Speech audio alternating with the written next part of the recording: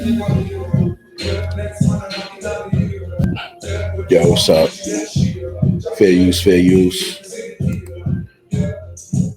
I do not own the rights to any music or content you're about to see or hear. What's going on, guys? Welcome to the show.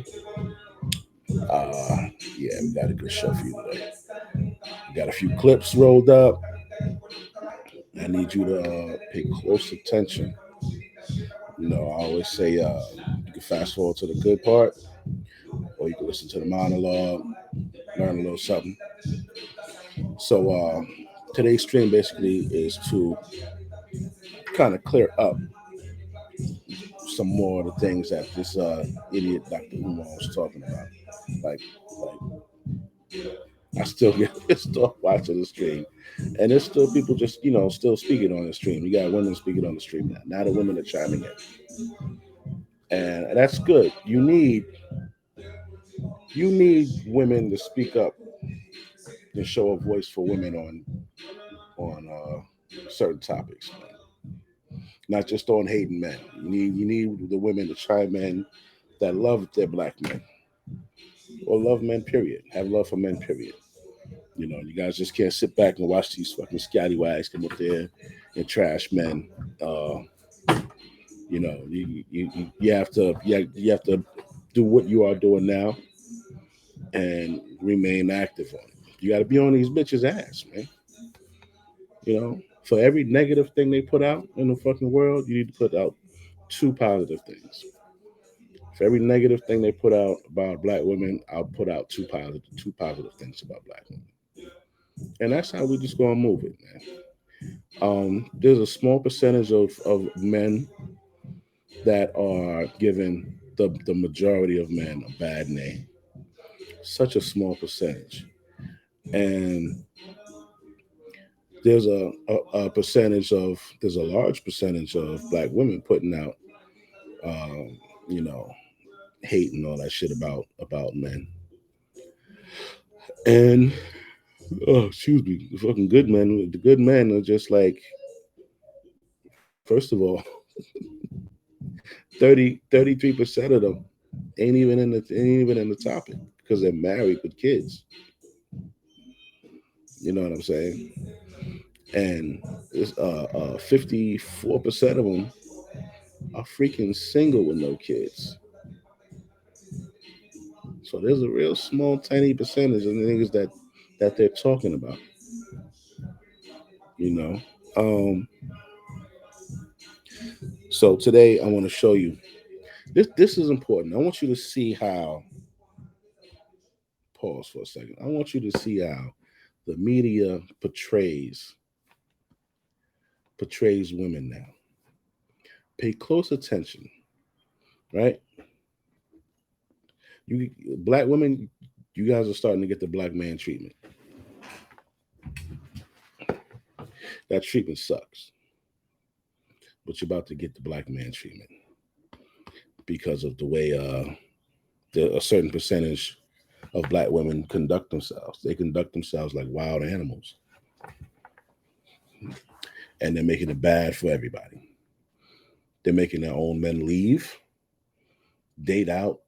They're making old men date out of the whole freaking country. Out of the whole country, like you'd rather go to Thailand than to go to Georgia or go to freaking Florida or I don't even know where.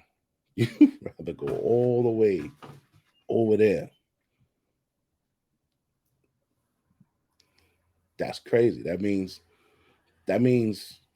somebody did something so effed up that you don't want nothing to do with the women that are here.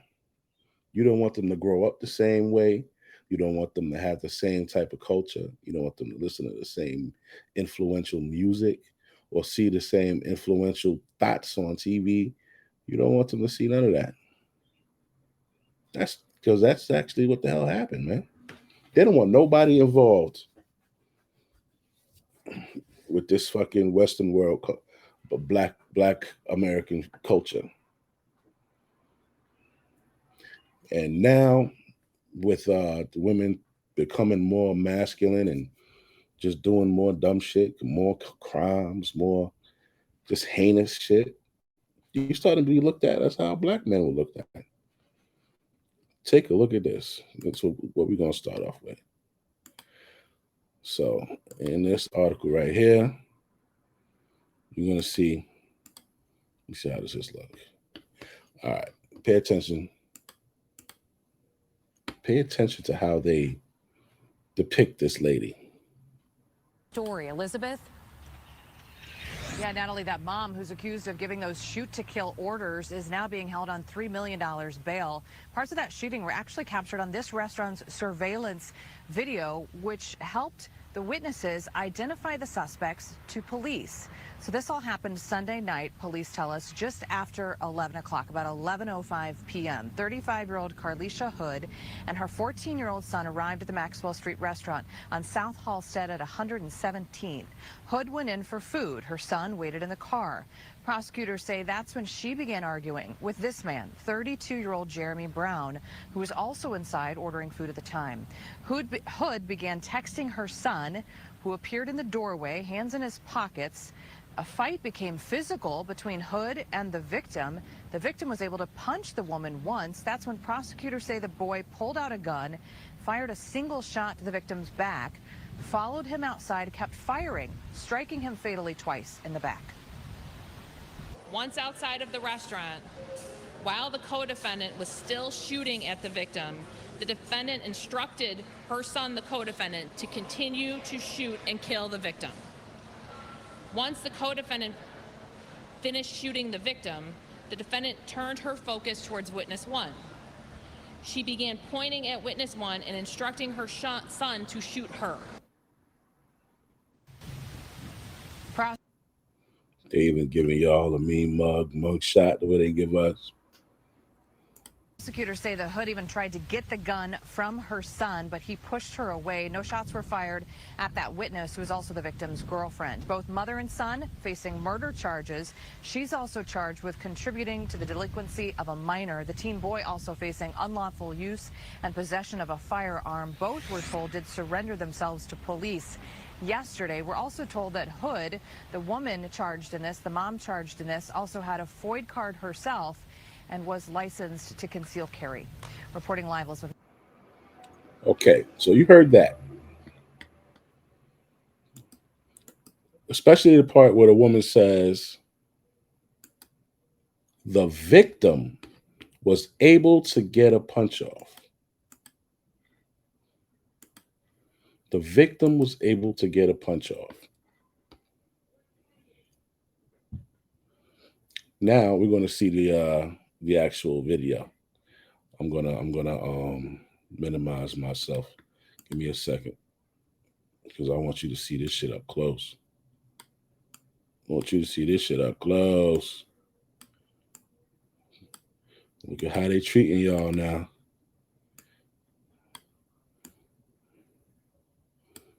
Yeah, they like, oh, the victim got a punch off. Watch this. Get your food. Who? Get the gun. Who? Nay. Get your food. Get your food. If you say one more thing, I'm gonna knock you out. Oh my God, I said one more thing, I'm gonna knock you out. Oh, say one more thing, I'm gonna knock you out.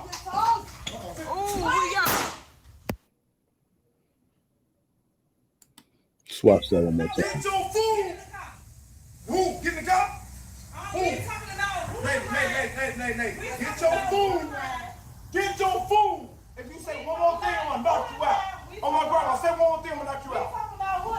Oh, say one more thing, I'm gonna knock you out.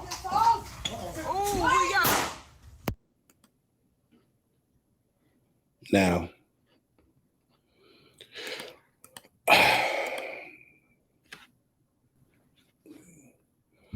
that's what happened. The news lady said the victim was able to get a punch off, like as if somebody was hindering him, as if something was hindering him, as if he was fighting for his life almost. But when we see the actual cell phone footage, This nigga's punching this lady like he's fucking retarded. I'm glad that kid shot that motherfucker like that. Little Shorty gave him everything that nigga deserved. Gave him everything he deserved that day. He got what he was looking for. No matter what anybody's family of his says, that nigga got what he was looking for. You shouldn't have did that. Respect and shame needs to come back to the black community. And the only way that will be accomplished is through things like this. Yeah. Once people realize that they can't go around and do certain things, the neighborhood will become safer. So, but that's how the news spoke about that woman. They spoke about her. When I first heard it, I said, "Oh, Chicago, yeah." I immediately thought, excuse me, I immediately thought about Homeboy's mom. What's little shorty that played for the Grizzlies? God damn it, Ja Morant. His mom called him into a sneaker store because she was arguing with a dude. You know, there was another video where a woman was like some type of DoorDash, whatever delivery person. She got into an argument with the guy she was picking the food up from and at the store. She got mad. She left. Came back with her boyfriend and had her boyfriend ragtagged with the pizza manager. You know, so there's a trend going on where you see black women using black men as like guard dogs, as a henchman. So when I seen this woman, who appears to be a good citizen, she's going to get her and her son some food, and for some reason, she gets into an argument with this very irate male. Like that nigga needed some type of therapy to find out what the fuck was wrong with him for going off on a lady like that. Like, I admit some women need your mouths ran up in. You do. Some of y'all really do. That woman, she she was arguing different. She wasn't bucking up. She wasn't, getting in his face. She stayed at a decent tone, voicing her opinion. This nigga was just crazy. So her son walked in and saw this nigga pummeling his mother in a corner. What are you gonna do? Just watch some nigga beat your mom unconscious? And you got a firearm on you? That woman couldn't have took but so many of them fucking hits. After about 6 or 7 hits, man, you want to fucking go out. So, Shorty did the only thing that he had available. And he didn't go crazy and over air him out. You know what I'm saying? They're saying that she said, "Oh, kill the witness." There was no proof of that. I feel like they just made that shit up. Because they clearly made up that part. Anyway,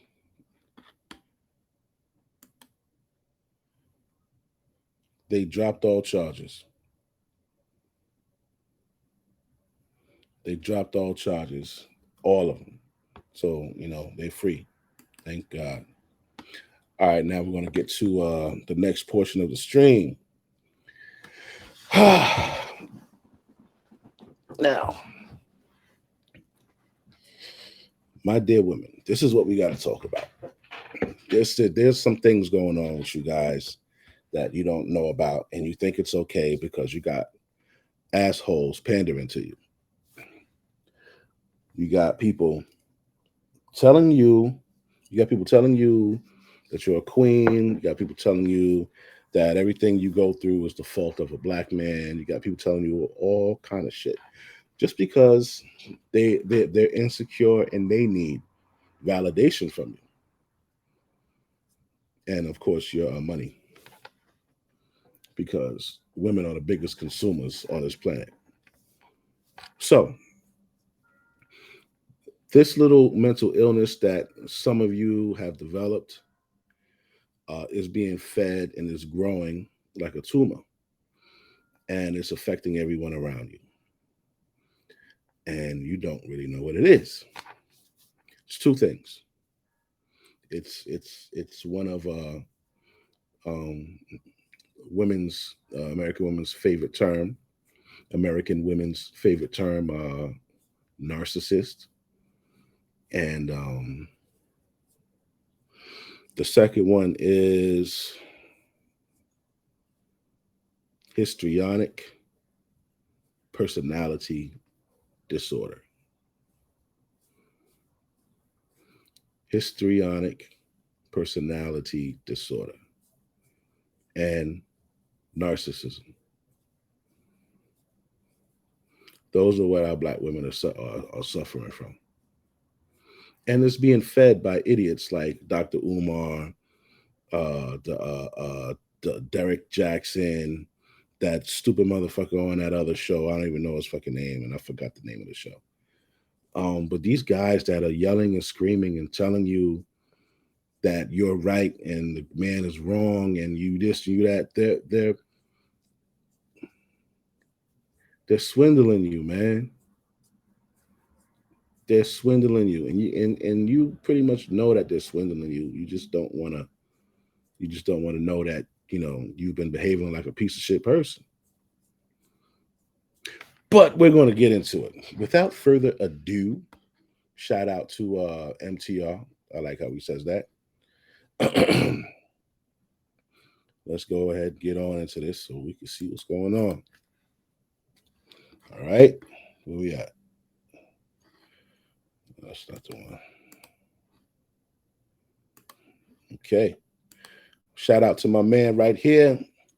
This guy, ladies, this is the man right here that is broken all of has debunked all of your myths. This is a very important man to us, and he is protected. So you cannot do anything. You cannot Kevin Samuels him. Yes, I believe you broads killed Kevin Samuels. You won't be able to kill this dude here. You understand me? So this brother has debunked all of y'all bullshit. All of the bullshit. Oh, Black men are making babies all over the place. Oh, Black men are horrible fathers and they're not there. And oh, Black men are broke dusties and this and that. He's debunked all of that shit. All of it. And in all actuality, the Black man is the most desired man right now. Yeah.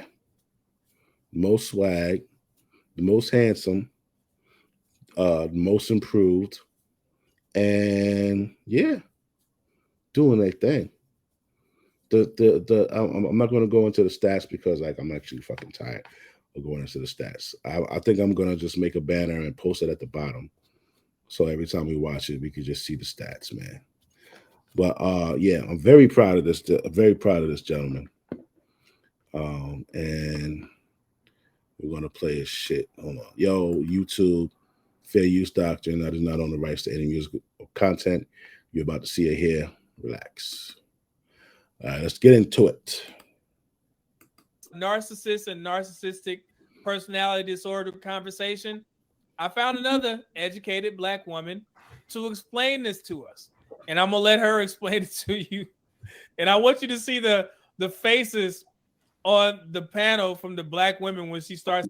Let me make sure it's not. If you suffer from digestive issues, constipation, weight gain, gas, bloating, indigestion, Explaining narcissistic personality disorder and narcissist. Here we go. Of us who are more familiar with narcissism, you can also explain the difference between narcissism and narcissistic personality disorder. Okay. So I'll throw it to you. Thank you. Yeah, thank you for allowing me to do that, and thank you for having me on the show. And I'd like to start. Before we start, this is the show, The Grapevine. they removed most of their videos off of their platform because they stopped making content. But back in 2013, 14, this used to be one of the most toxic spaces in the world for Black men. And I'm of the belief that most, if not many, Black men are born into misogyny. And you laughing, but I'm dead serious. And at the end of the day, until that behavior is unlearned, you're going to be trash to me. Every time, like there have been instances where a story of a woman is comes out. Here goes a Black man. Instead of defending your sister, well, I just think she should have been there. Why was she wearing that? Some of y'all bitches need to learn how to give out your numbers, be more pleasant. At the end of the day, smile. Or is she telling the truth? Right. Yeah. What was she wearing? You know, it's not like. Got to pause that for a second because, with all due respect, there are so many cases where a woman, Black, white, whatever, have made accusations and ruined men's lives because they were upset that they didn't choose them, pick them, stay with them. They started talking to somebody else, and women lie. They lie like a fucking rug. Off the rip, you know, Gervonta Davis, LA Truth, the guy who was he was a football prospect. Some chick lied on him. He spent 5 years in jail, blew his whole opportunity to go to the NFL. Like so many people, women lie. You guys lie. So whenever a woman says, "Oh yeah, he was raped," you raped me, or this or that, or what women will say, damn well knowing the man doesn't have a gun, but they'll say, "Oh, he's got a gun," and the dude's like, "What the fuck you talking about? I don't have no fucking gun." Like women lie. You have to question a woman because you you guys' word are not bond no more. You can't believe what a woman says no more, man.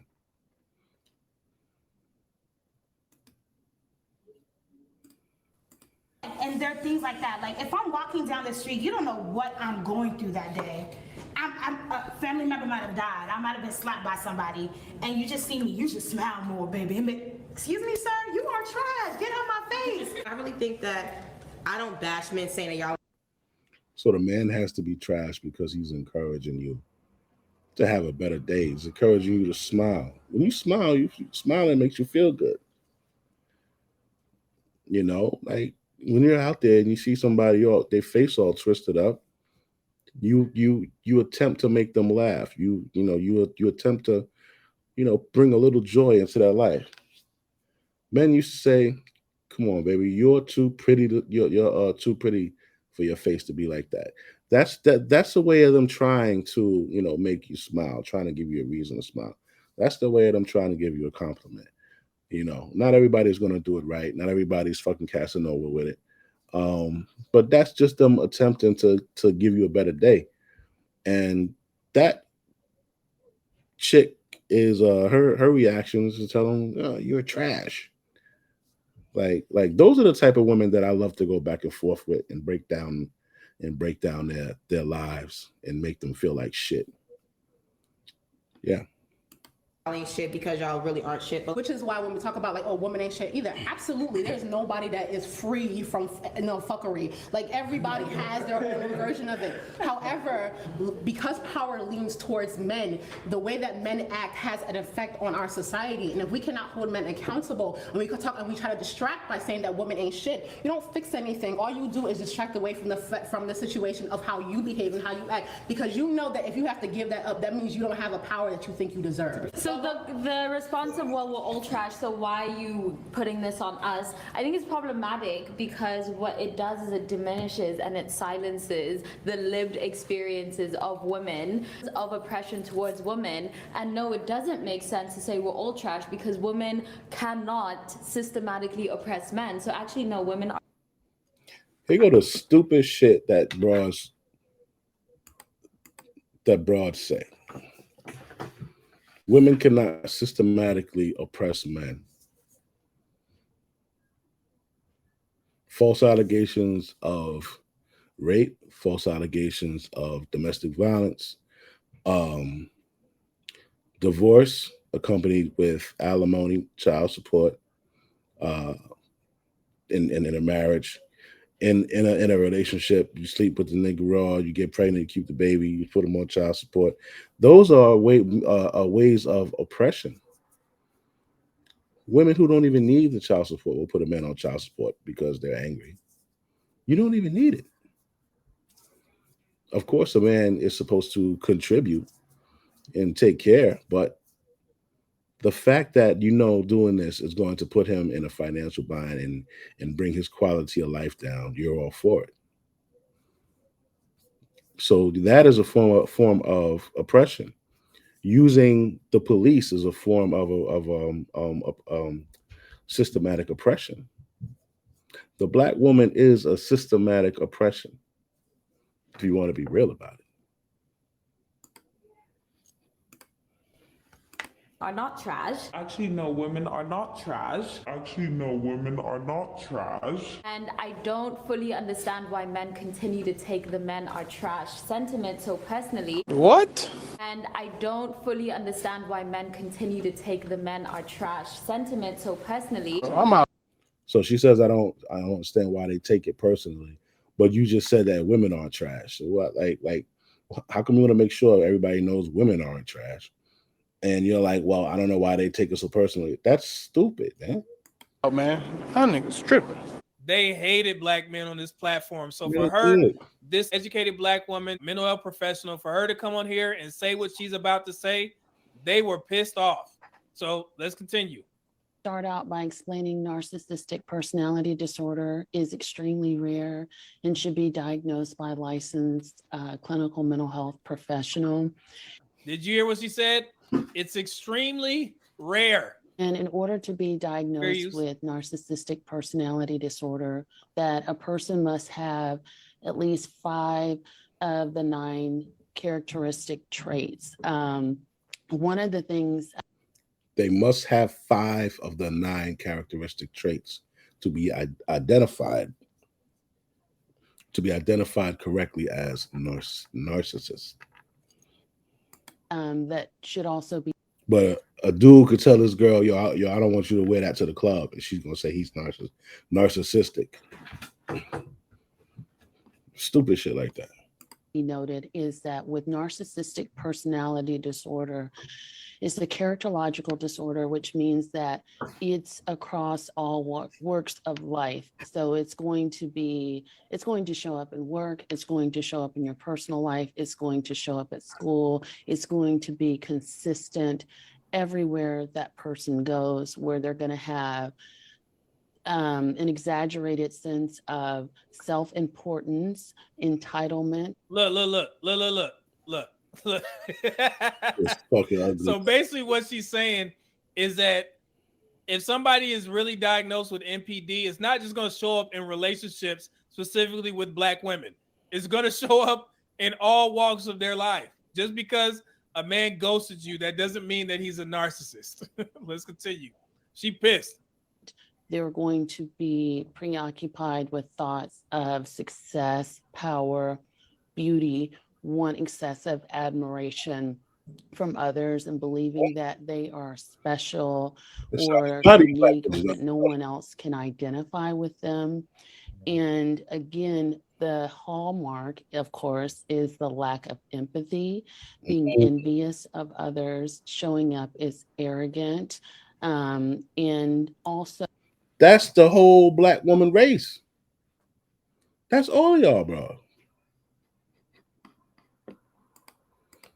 It's not really all y'all bras, but I'm just doing that just for an extra fucking just as an extra jab. But yeah, she's just telling y'all whole life right now. So, using others for personal secondary gain. So that means that they're going to exploit people for their own personal needs. Narcissism is different, and it's often a word that's overutilized today. You hear what she said? Let's go back. Let's listen to that one more time. Often a word that's overutilized today to imply. She just said it. She said it's overutilized today. People don't know what that actually means. There you go. And like I said, this is a black woman. It's not me. Let's continue. That someone is a jerk to me, or someone is very entitled, or they lack empathy in a relationship that's usually specific to you and maybe a small cluster of other people is usually what we see. I'm Matthew. I'm Melissa, and together we started Fresh Clean Threads. For most of my life. All right. So there you have it. But one thing she didn't do is go over the numbers, but I got y'all covered. All right. So this is from Psych Central. What is narcissistic personality disorder? NPD is a form. Oh. Hold on, I gotta change it to the next joint real quick. What the hell? What the hell?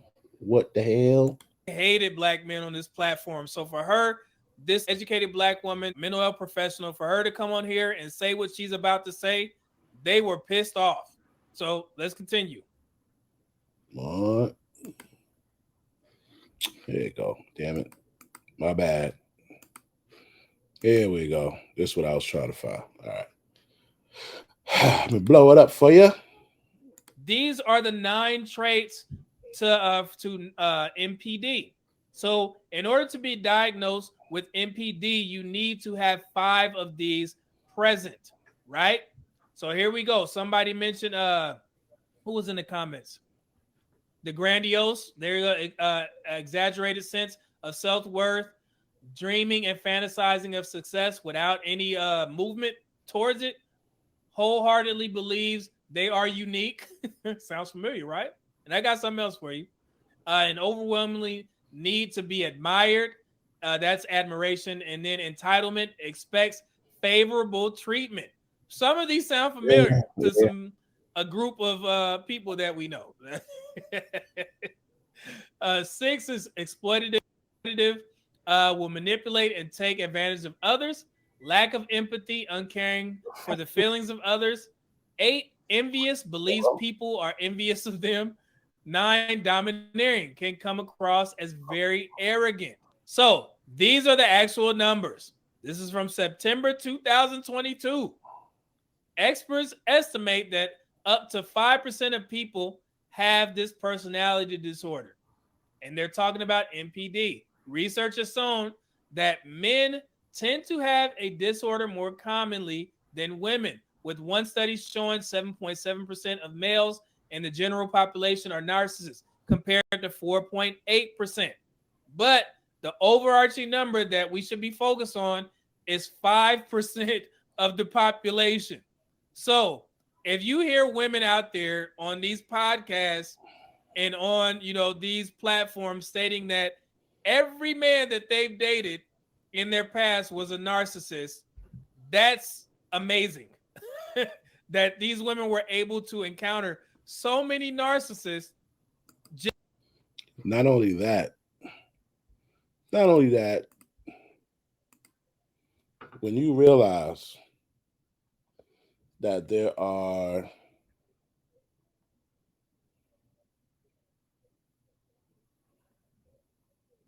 hold on.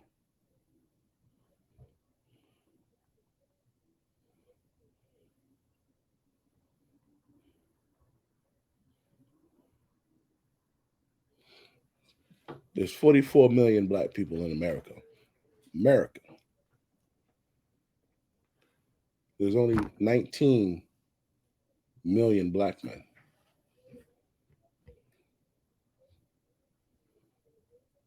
So 19 million black men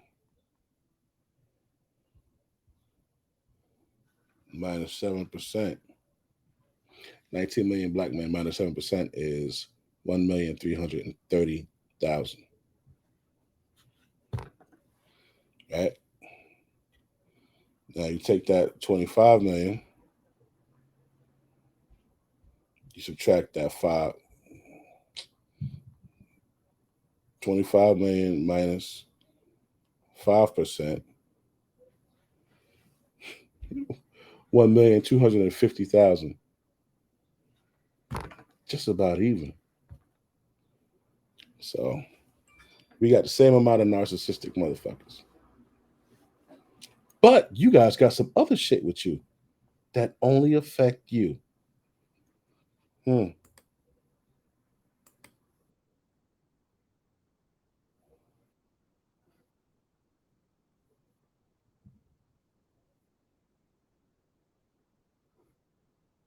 right, let me see. What's this?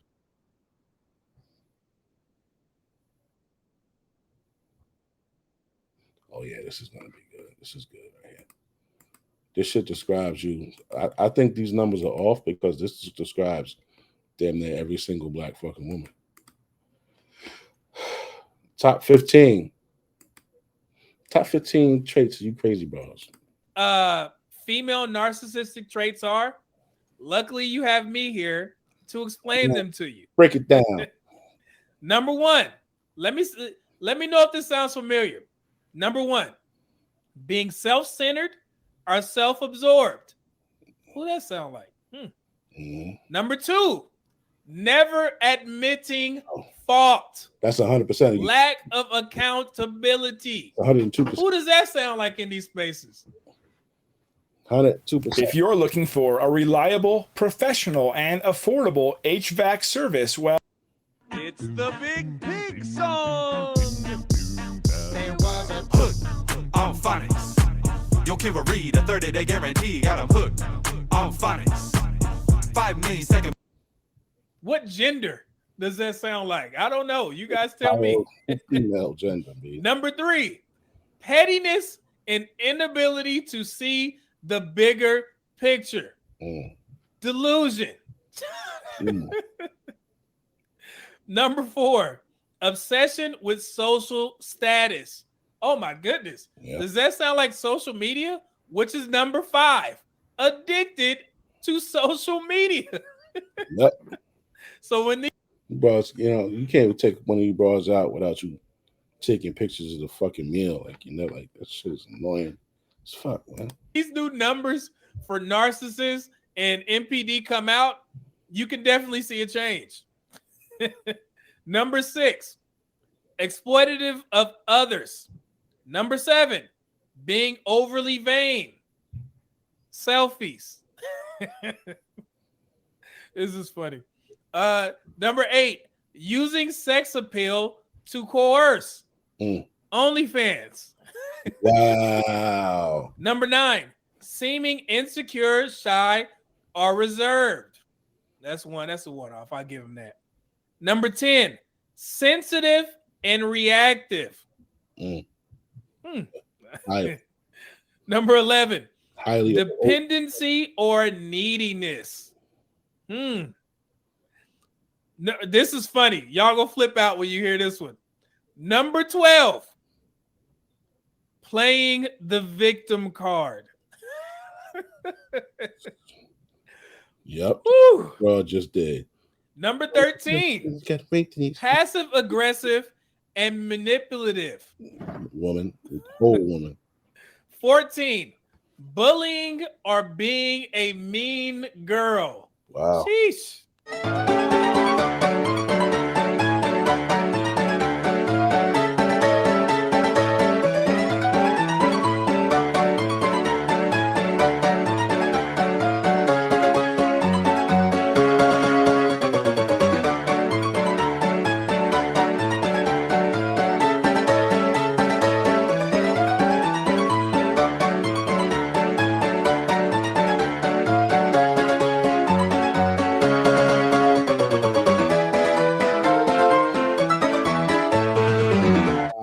Number 15, instability in work life or relationships. Yep.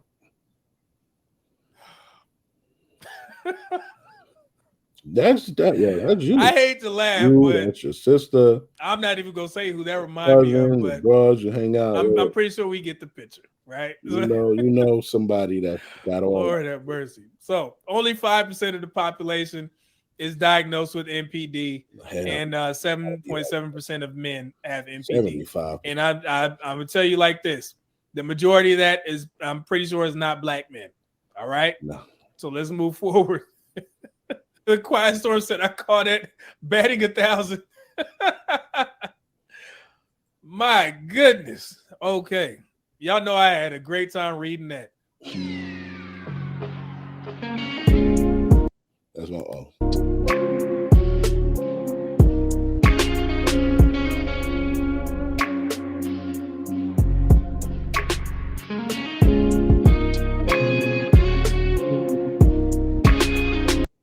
All right.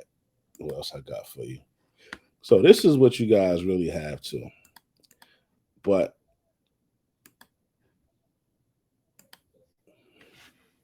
it's one of my videos. And I said I'll just use this to show. Just the girl right here. Shout out to Love Dorsey. Fair use, fair use, fair use. I do not own the rights to any videos, music, or whatever you're about to see here. Content, none of that. All right. For women, right? And I told y'all earlier, I'm speaking on this because I have daughters and I purposely look and research and get data and information. And sometimes I sit and read boring statistics just to see what my girls are up against, just to see what my behavior as a parent could do to them as a child when they develop into an adult, right? Go ahead, girl. So there is something called HPD. No bitch, not HPV. No hoe, not HIV. HPD. HPD. The H stands for histrionic. It's histrionic personality disorder. Histrionic personality disorder. HPD. You can get a one-on-one phone call me, and I'm actually running a special for January. So this is probably like the cheapest y'all gonna see it all year. But you can text 678-965-0698, and you could start your journey on getting yourself some help. And the best thing about being in my Zooms or being on the one-on-one is you initiated it. So you get respect off top for that, because most of these bitches out here and niggas is not even trying to step in that realm of real self-care. You know, motherfuckers just want to disappear off the internet for a little while and come back and say, yeah, I worked on me. Few months in, we see the same shit we seen before from your ass, because you cannot hide behavioral patterns, low self-esteem, mismanaging emotion. These are things that it's gonna come out eventually. If we just sit in the room with you long enough, you gonna post something or say something or do something that shows that you ain't did no real fucking self-care work. But we talking about HPD, histrionic personality disorder, and this affects mostly women. What? Mostly women, right? It goes back to what I said about your thoughts, not being able to manage them bitches. And a lot of this has to do with how you raise. Now, I was going to get on here and be real ghetto, but a lot of times when I get too ghetto, it gives y'all room to like push back on receiving the message. Mm-hmm. So, yeah. Give me 1 second, right?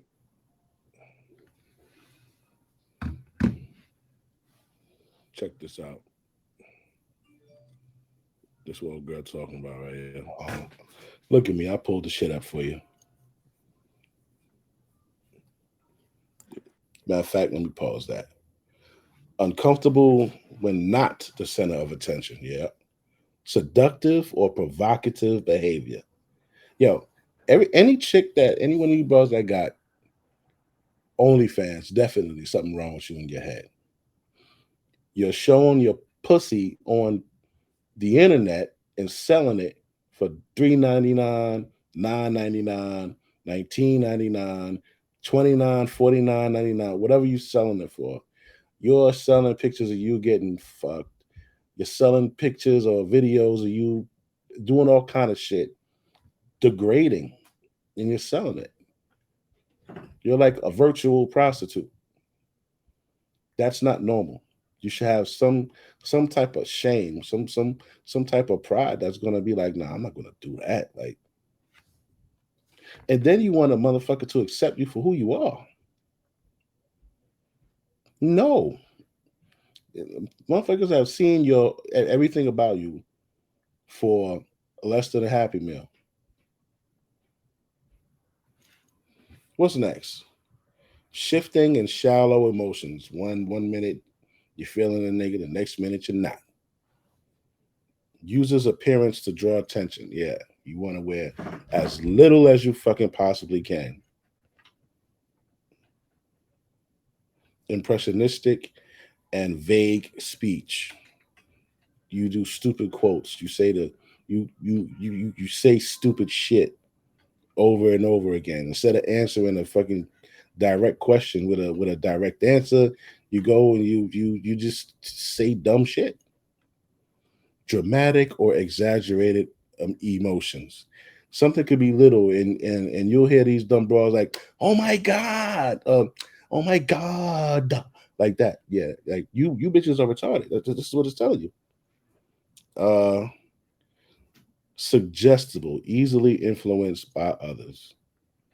That's when your girlfriends could gas you to blow a nigga in the back of the car or whatever. Take your clothes off, show your whatever it is. Like, yo, y'all are just some unruly, messed up in the head bras in this generation, man. Considers relationships more intimate than they are. So a person knows your history because you put it all out there, right? So he knows what he's dealing with. But because you gave him some head in the bathroom, you think that y'all go together now. Like, this shit's crazy, man.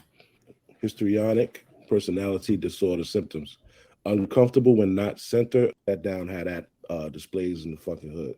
Instead of being real ghetto, I'ma just read y'all some shit. Because usually when I get on here, I've looked back at other lives. When I just read it directly to y'all, like from a psychology book, it makes it where, bitch, you cannot argue with the facts. Now, it's going to be some of y'all that's retarded and you still going to try to argue anyway. But I'm going to read it. It helps y'all a little bit more put down your guard. I ain't going to get ghetto yet, Brittany. Not yet. All right? I'm not. So we talking about histrionic personality disorder, right?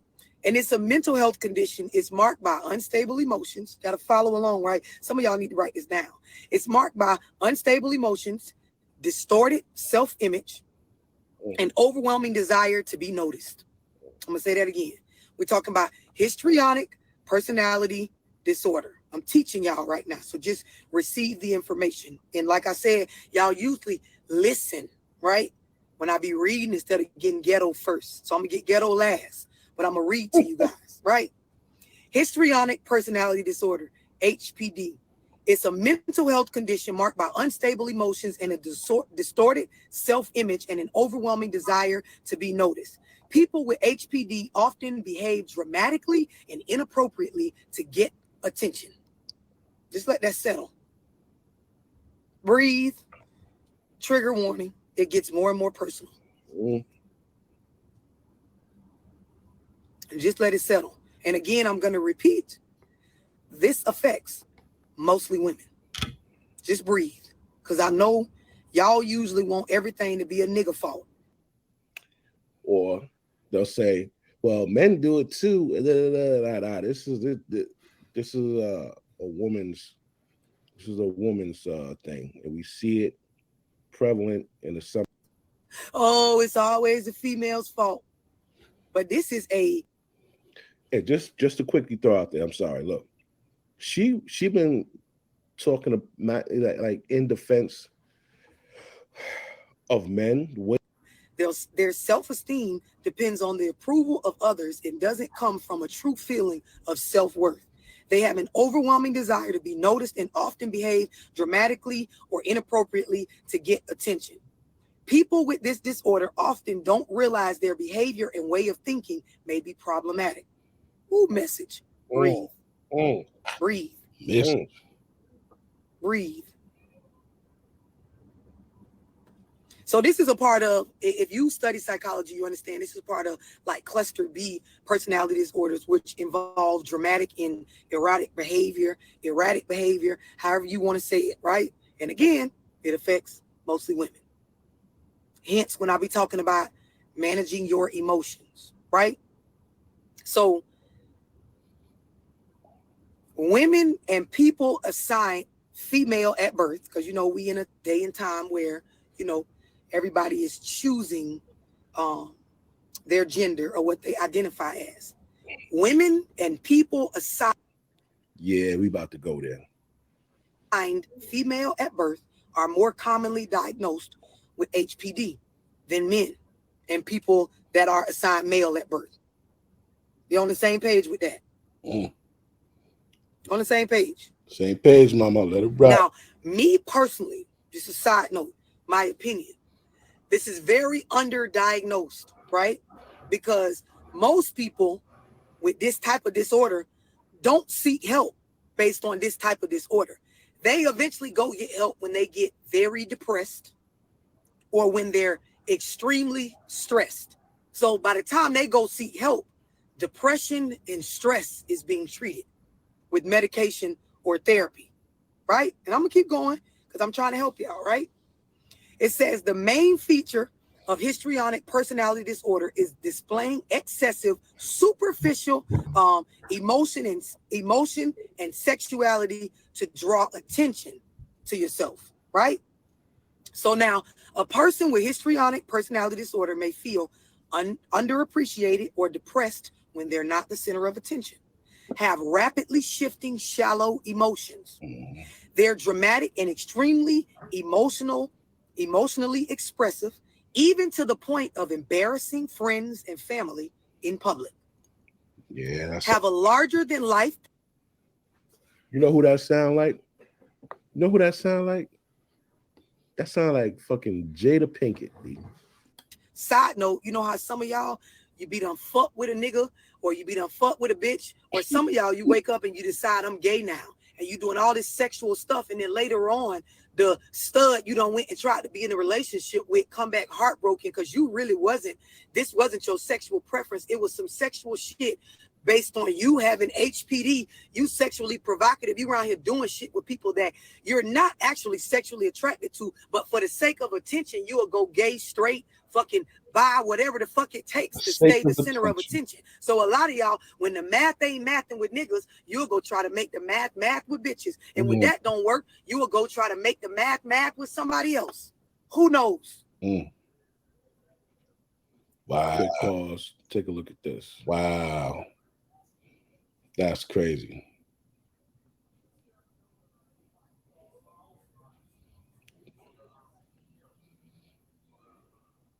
Black China.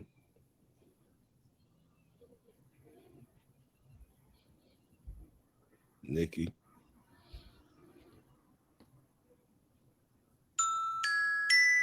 Who is this calling me? Wow. Fuck is this calling me, man? Hi, Dad. Who else? Yeah, what I did. You know who else? I got deconsolidate working. How'd you do that? This big bitch. I put this one in. And the fucking media and society calls this shit. They feed in. Get upset at me. That's dope. I'm reading. This is why I ain't go ghetto first, because I know how y'all is. But I'm gonna keep going, right? You speak dramatically and express strong opinions, but with few facts or details to support your feel. Ooh, come on now. Hallelujah. I might start talking in tongues on this bitch. You speak dramatically and express strong opinions, but them bitches ain't got no facts or no real details based on logic to support that shit. It's just some shit you can't. Somebody passed the collection plate around. Shit. Speaking the truth right there. Who the f made that? I'm reading y'all a personality disorder called histrionic personality disorder. You guys got I ain't even said nothing that's coming from me. I'm simply reading. So, bitch, save your triggered paragraphs because this is a fact. Trigger paragraph. Facts. Yes, this may sound like one of your parents, your sister, maybe even you, your cousin, your best friend. Yeah. Some of y'all that's dating might sound like your lady. This is stuff that y'all need to know. This is why the first video I made kicking the year off was about reading. Bitch, you got to read. Ho, you got to open your mind past what you do at that job and yelling at them fucking kids and worrying about that nigga and read. Because there are certain things, and again, this mostly affects women, that you need to know. Affects you. Oh, And don't pick out one of, let me help some of y'all, because some of y'all are slow. Slow. Don't pick out one of these things and then start to try to defend that. This is a personality disorder that collectively or the majority of these traits you have. So please stay on topic, slow hoes. Slow hoes. Yeah, hoes are slow for real. That's the homie right there. So now we showed you that you have narcissistic freaking behavior, and we showed you that you have histrionic personality disorder, right? Where you think you the shit and you upset as hell if you're not the shit. And if shit ain't going your way, you start causing shit. Something's wrong with you. So when you come in contact or you hear shit from an idiot like this right here, yeah, he's a fucking idiot. The shit he says, oh my God.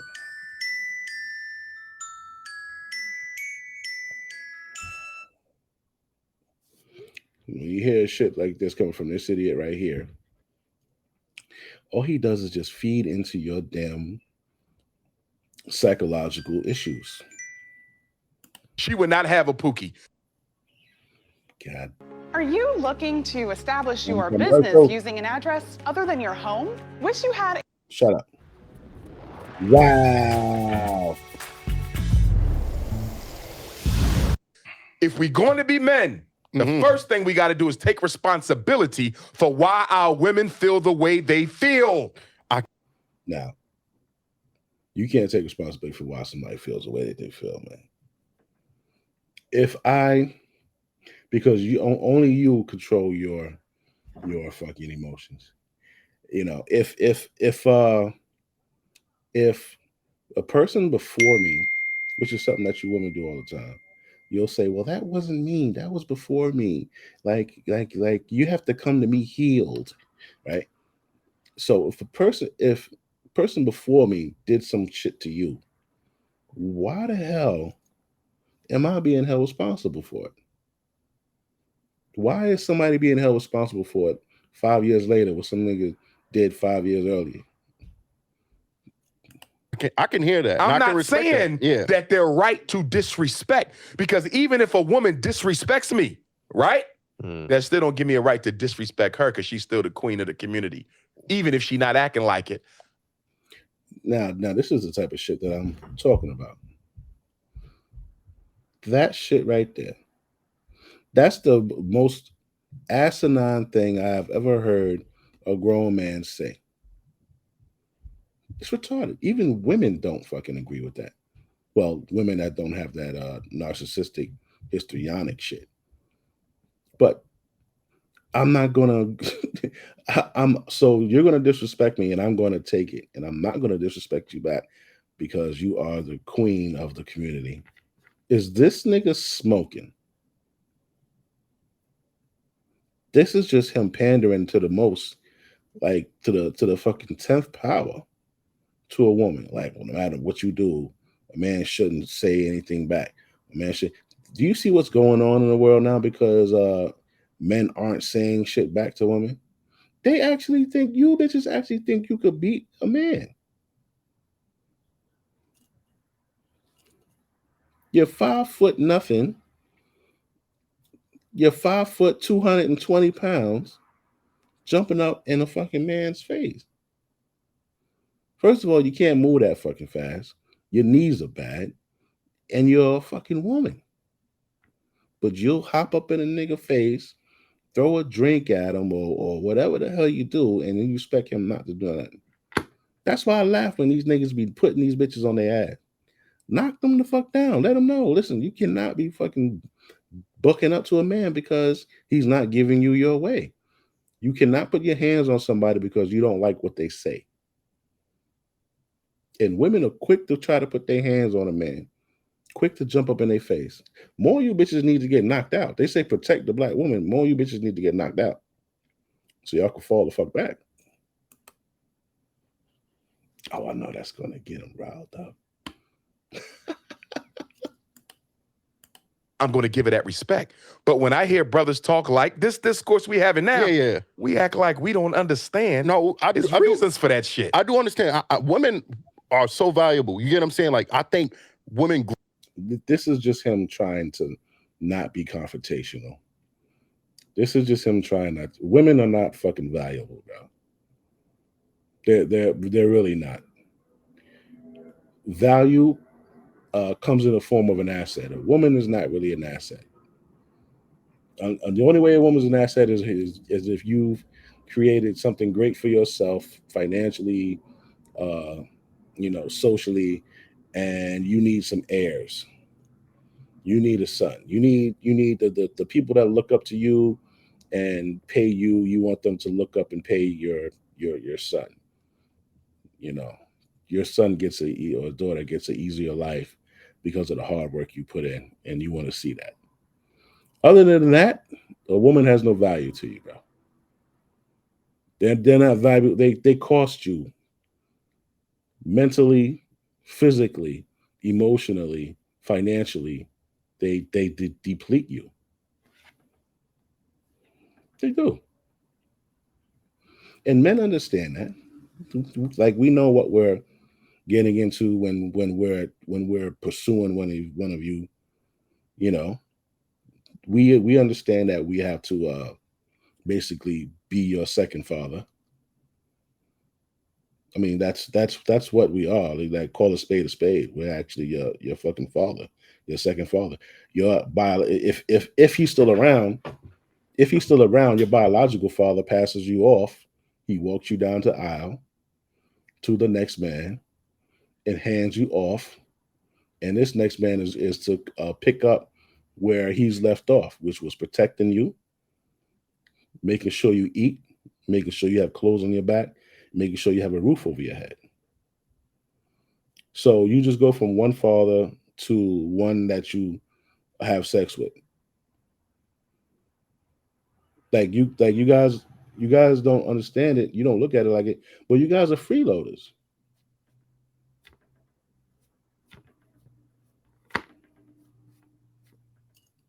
Ground men and help them, propel to the next level. I think men get further in life with a woman, right? But if I'm a hardworking man, but I'm only looked at as resources, okay, and then since the money is quicker than mine, it's kind of hard to constantly running into that type of woman. Yeah, then the problem is no, it's not. And if you're constantly running into that type of woman, yeah, then the problem. One, I agree with you, but that's not all sisters. No, it's now this cocksucker will say that's not all sisters, but he'll also in the same breath tell you he'll also tell you that all men. He won't ever say not all brothers. But once you pull up a point that he cannot deny about the woman that he's pandering to and that he needs to supply him with money and that whose validation he needs, he quickly defends him and says, not all women. And then he places the blame back on you. Watch this verbal judo. It's not. And if you're constantly running into that type of woman, yeah, then the problem is you. Because yo, fuck this nigga. I refuse to watch any more of his fucking bullshit. Yeah. I can't stand that motherfucker, man. I can't stand him. So we're gonna go kick it back to my other boy right here. Have a pro-black figure such as Dr. Umar Johnson saying that the way black women act and choose partners to procreate with is black men's fault, you're giving them an out. You're giving them a reason to justify the way that they act by placing the blame on black men's failure to lead, which now gives them every reason to be complacent instead of improving their behavior and acknowledging that black men are leading in every major socioeconomic position. They will continue to move the goalposts by saying when black men become better leaders, that's when we'll follow.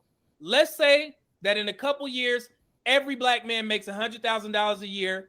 Businesses increase by 2 times in that time frame, and we decrease our incarceration rate by half.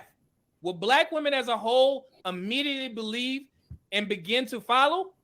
As a matter of fact, how many black women would actually believe it? When you have a pro-black figure such as Dr. Umar Johnson saying that the way black women act and choose partners to procreate with is black men's fault, you're giving them an out. You're giving. All right, we started. So you heard that. Now we're going to turn to a sister. Check this out. Women are accountable for their own decisions, right? We do have a brain. Or you're saying, now, Dr. Umar, you can't go blaming men for women choosing the type of men that they're complaining about.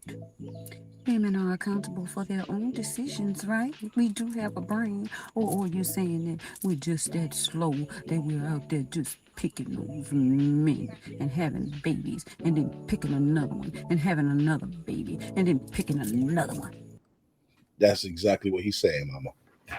That's exact. He's telling women, all men all over the freaking world that hear his voice, that black women are slow.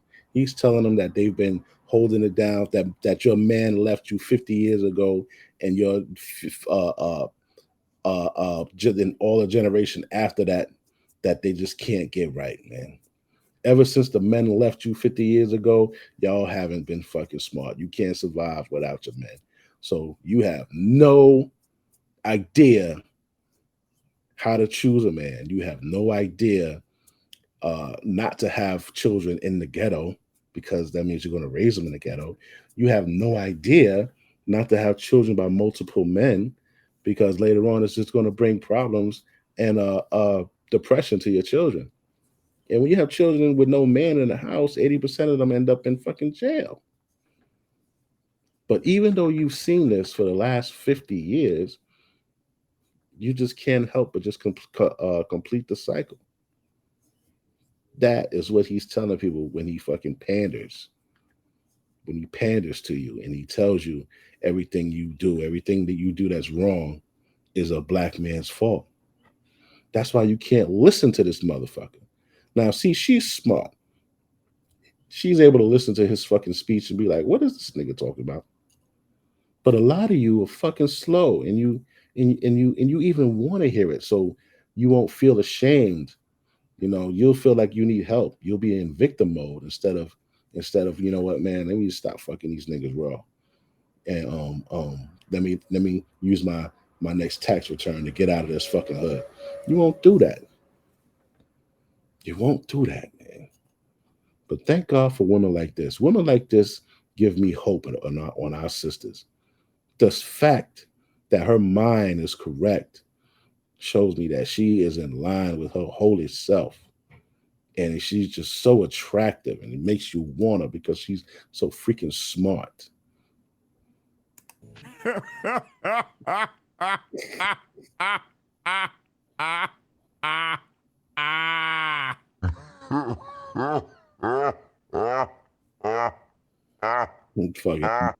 Now, Dr. Umar, you can't go blaming men for women.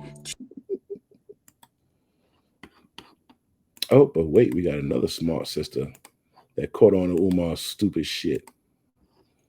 That's why I call him Umar, because I don't respect that doctor shit. Have common sense is not going to be taking Dr. Umar advice. Mm. The hardworking men who had to work, as Mitch said, throughout his youth to avoid ending up a stereotype, to avoid these toxic clowns, go listen to Dr. Umar and use that same common sense that he used to avoid the toxic clowns, to avoid baby mamas. Yep. Right? Dr. Umar's words can't penetrate the mind of men with common sense. No matter how these baby mamas come on and bawl and beg for stepdaddies, these men, and AKA we can call them the passport bros, who are already running to the chopper. You see, Redwood isn't just a magic pill. It's just an extremely effective combination of vitamins and If you want to have body mastery, I can help you transform your body and do press handstands, V-stands, and muscle-ups faster than... Cannot be influenced by these talking points. So in understanding that, I no longer felt drained to do this conversation. It was more like let's point and laugh at this mindset. Somebody had said earlier, I think it was Cafe, had said earlier that he's not responsible for saving nobody else. He's responsible for himself. And if y'all know my channel, been rocking with me for a minute, y'all know that's my mindset too. Focus on yourself. Focus on becoming the best version of yourself, and don't worry about what nobody else doing, especially the opposite sex. Just focus on you, level up on you, and then whatever God you believe in, pray and hope that you will be in alignment with somebody who's also focusing on becoming the best version of themselves. Big facts, baby. So we spoke on the pandering of women, how the public views women now, the mental illnesses that our women have. And what else? What else do we speak on? Yeah, that's it so far. I showed you the woman from Chicago, how the news quickly fucking made up shit about her and made her seem to be like, a villain. Then I showed you what really happened. What else we saw? We saw the narcissistic women, the 9 traits and 5 necessary traits to be diagnosed as a narcissist. So, when women start throwing that word around, like, nah, it holds no weight. You don't even know what it means. All right. What else did we go over? Okay, we went over histrionic personality disorder. All right, we went over that. And now we went over Dr. Umar's retarded shit. Now we're going to get into the bad women. The bad women. Some women are so freaking bad that they're dangerous to others, like life-wise, not like not even spending your money and shit like that. I mean, like your existence on the planet, right? I want you to look at this. Even as a kid,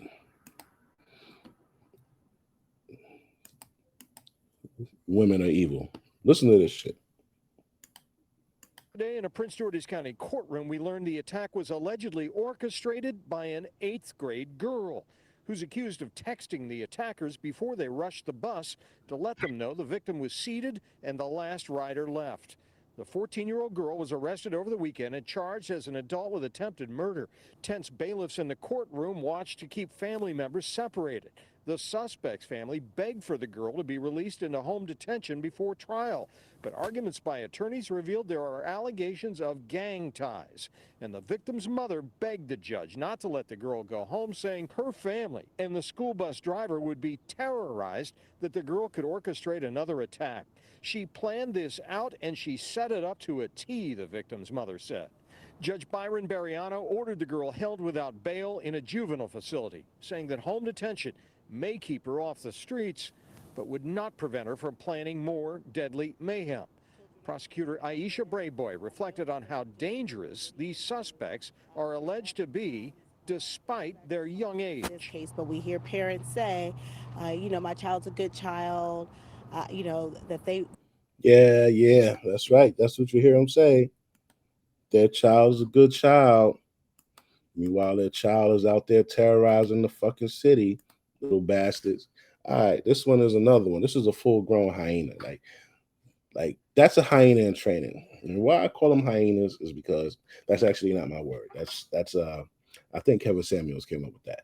But if you look into the life of hyenas, you'll understand why. It's just like a single mother. Just like a single mother household. So check this damn hyena out right here. So this guy,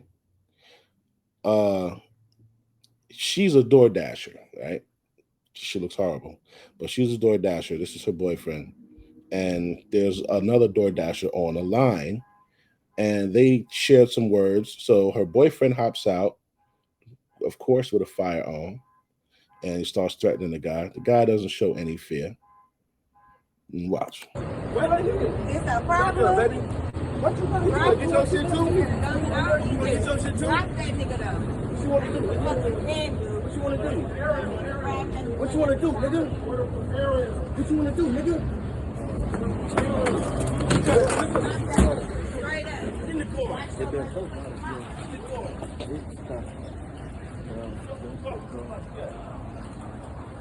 Now, listen to what he says before.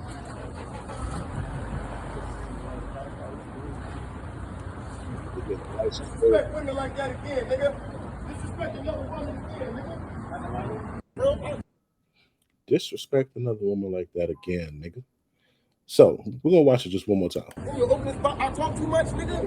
I talk too much, bro. You gotta blow your brains out, nigga. Stop playing with me, bro. Bitch ass up, nigga. I'll pop you, nigga. I'll pop you, nigga. Shoot me. I'll pop you, nigga. Shoot me. I'm right here. Shut your bitch ass up, nigga. Shut your bitch ass up. Right here. It's a problem, baby. What you gonna do? Get your shit too? You get your shit too? Rock that nigga though. What you wanna do? Yeah, so she said, walks up and says, nah, don't shoot him. Rock that nigga though. So this nigga, like the big dummy that he is, bum dummy motherfucker, is letting himself be used as a fucking henchman. All right. Now they got the license plate. They got the video. They got the audio. You know, so they got the assault on fucking camera. They got him menacing. They got him threatening to use physical bodily harm. You know. So whose dumbass is sitting in the fucking jail right now? This is what a lot of you fucking niggas do. And you deserve everything that you get. You jumping at the beck and call of a fucking nasty ass broad that you know is wrong, and you jumping in bucking up at another dude. You get everything that you fucking got coming to you. You fucking deserve it. What you wanna do? What you wanna do, nigga? What you wanna do, nigga? Nah, he was an idiot for fucking turning his back on him. That was just fucking crazy.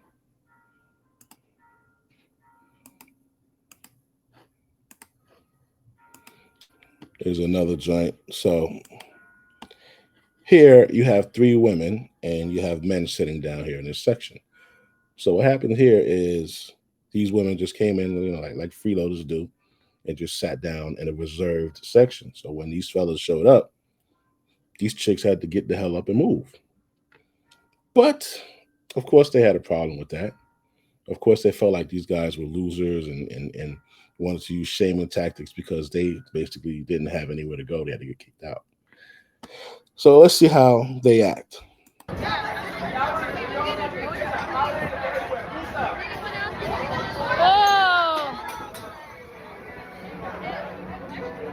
So backstory on this video, y'all. These women are angry because they had to leave the seats that were reserved by this man right here. He reserved the seats, and in the process of leaving, they had to be angry and create. Yo, she hit that nigga in the head with that glass, man. Women, please, I'm telling you, do not do that to the wrong gentleman, man. Don't do it to the wrong gentleman. You bras are evil, and the nigga is going to handle you. He did nothing wrong, and she throws a drink on him and hits him with the glass. Now, here's another hyena.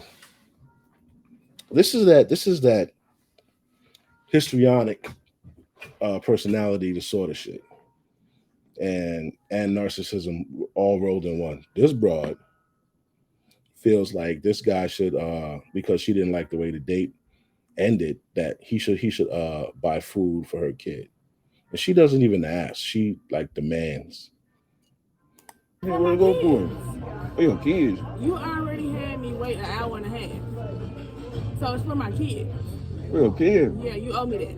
And they with their daddy? No, that is. Oh my God. So that's so. Go ahead.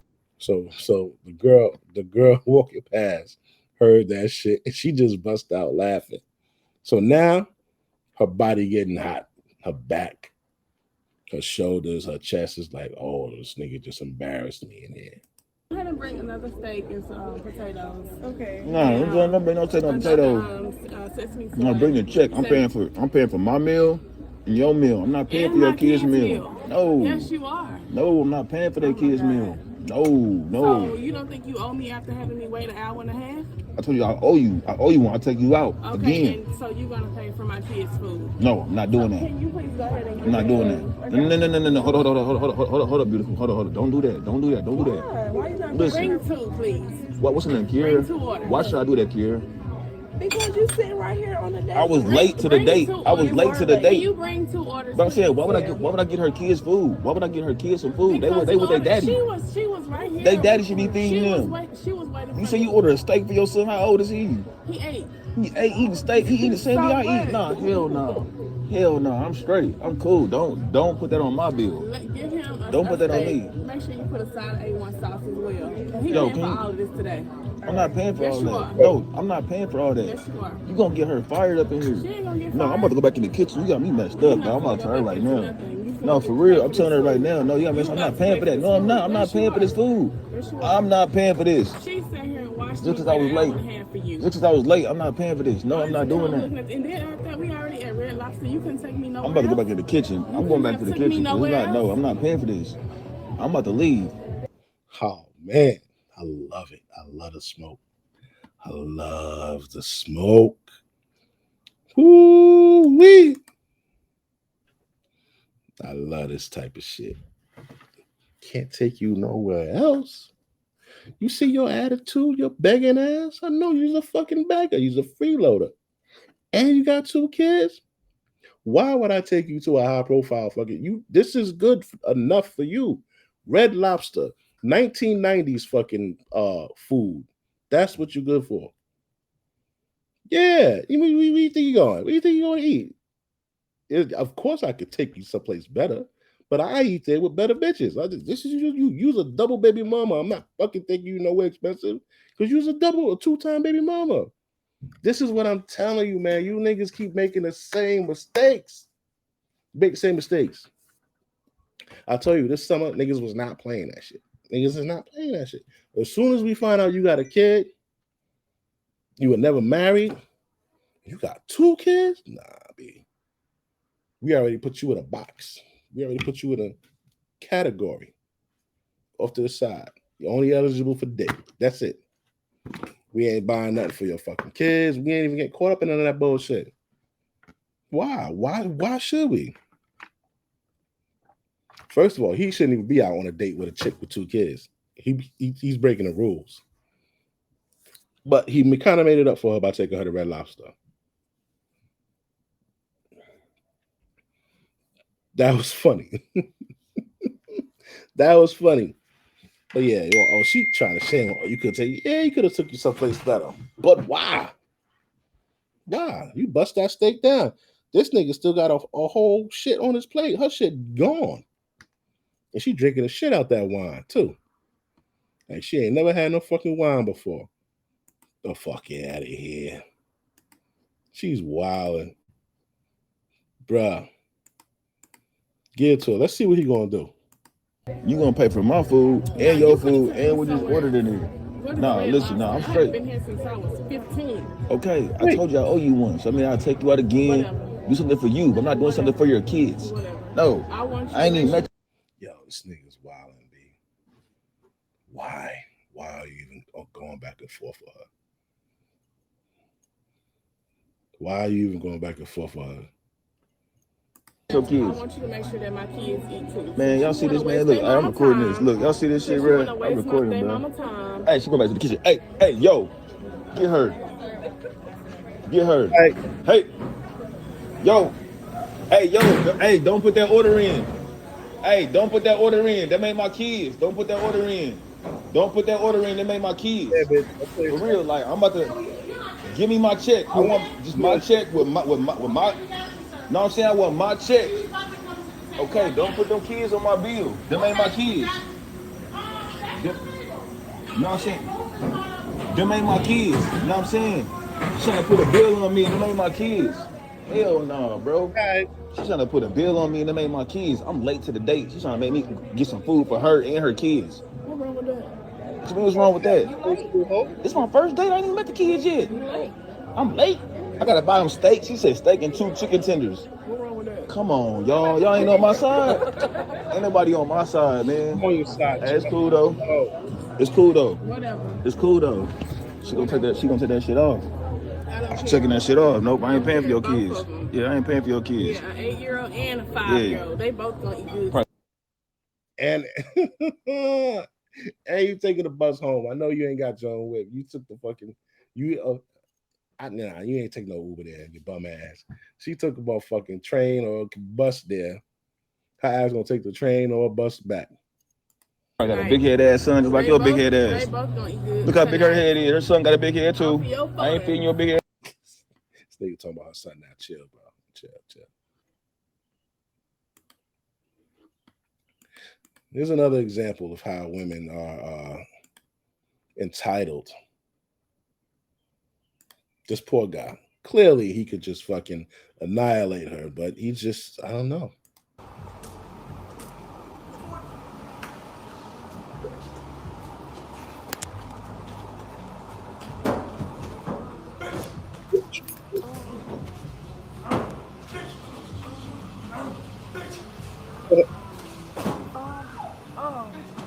Everybody's saying, oh my God, now, right?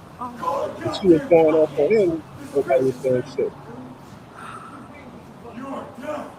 They watch you. Yo! I want this bitch locked up. Y'all motherfucking wins. Don't leave, please. Don't leave, man. Please. I need this bitch locked up. I fought back. She been giving me 17 years of help. Please don't leave. I got the bitch. Please don't leave. 14 years of bitch. Please don't leave. I finally fought back. Leave. Ma'am, please. Don't leave. She still hit me. Please don't leave.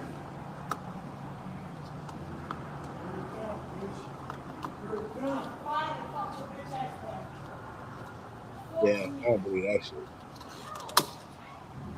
I finally fought back. Ain't gonna be no ifs, ands, or buts. Your ass is done. He's my witness. Dad, you won't get me out. You blame bitch. Cops got you on camera. You ain't gonna win this time, bitch. You ain't gonna win. You better get away from me, bitch. Punch you in the goddamn mouth. Cops gonna lock you up, bitch. Cops gonna get you soon as you do. Come on, man. Hold the camera straight. What the fuck? Oh, that's how the crackhead ass running up.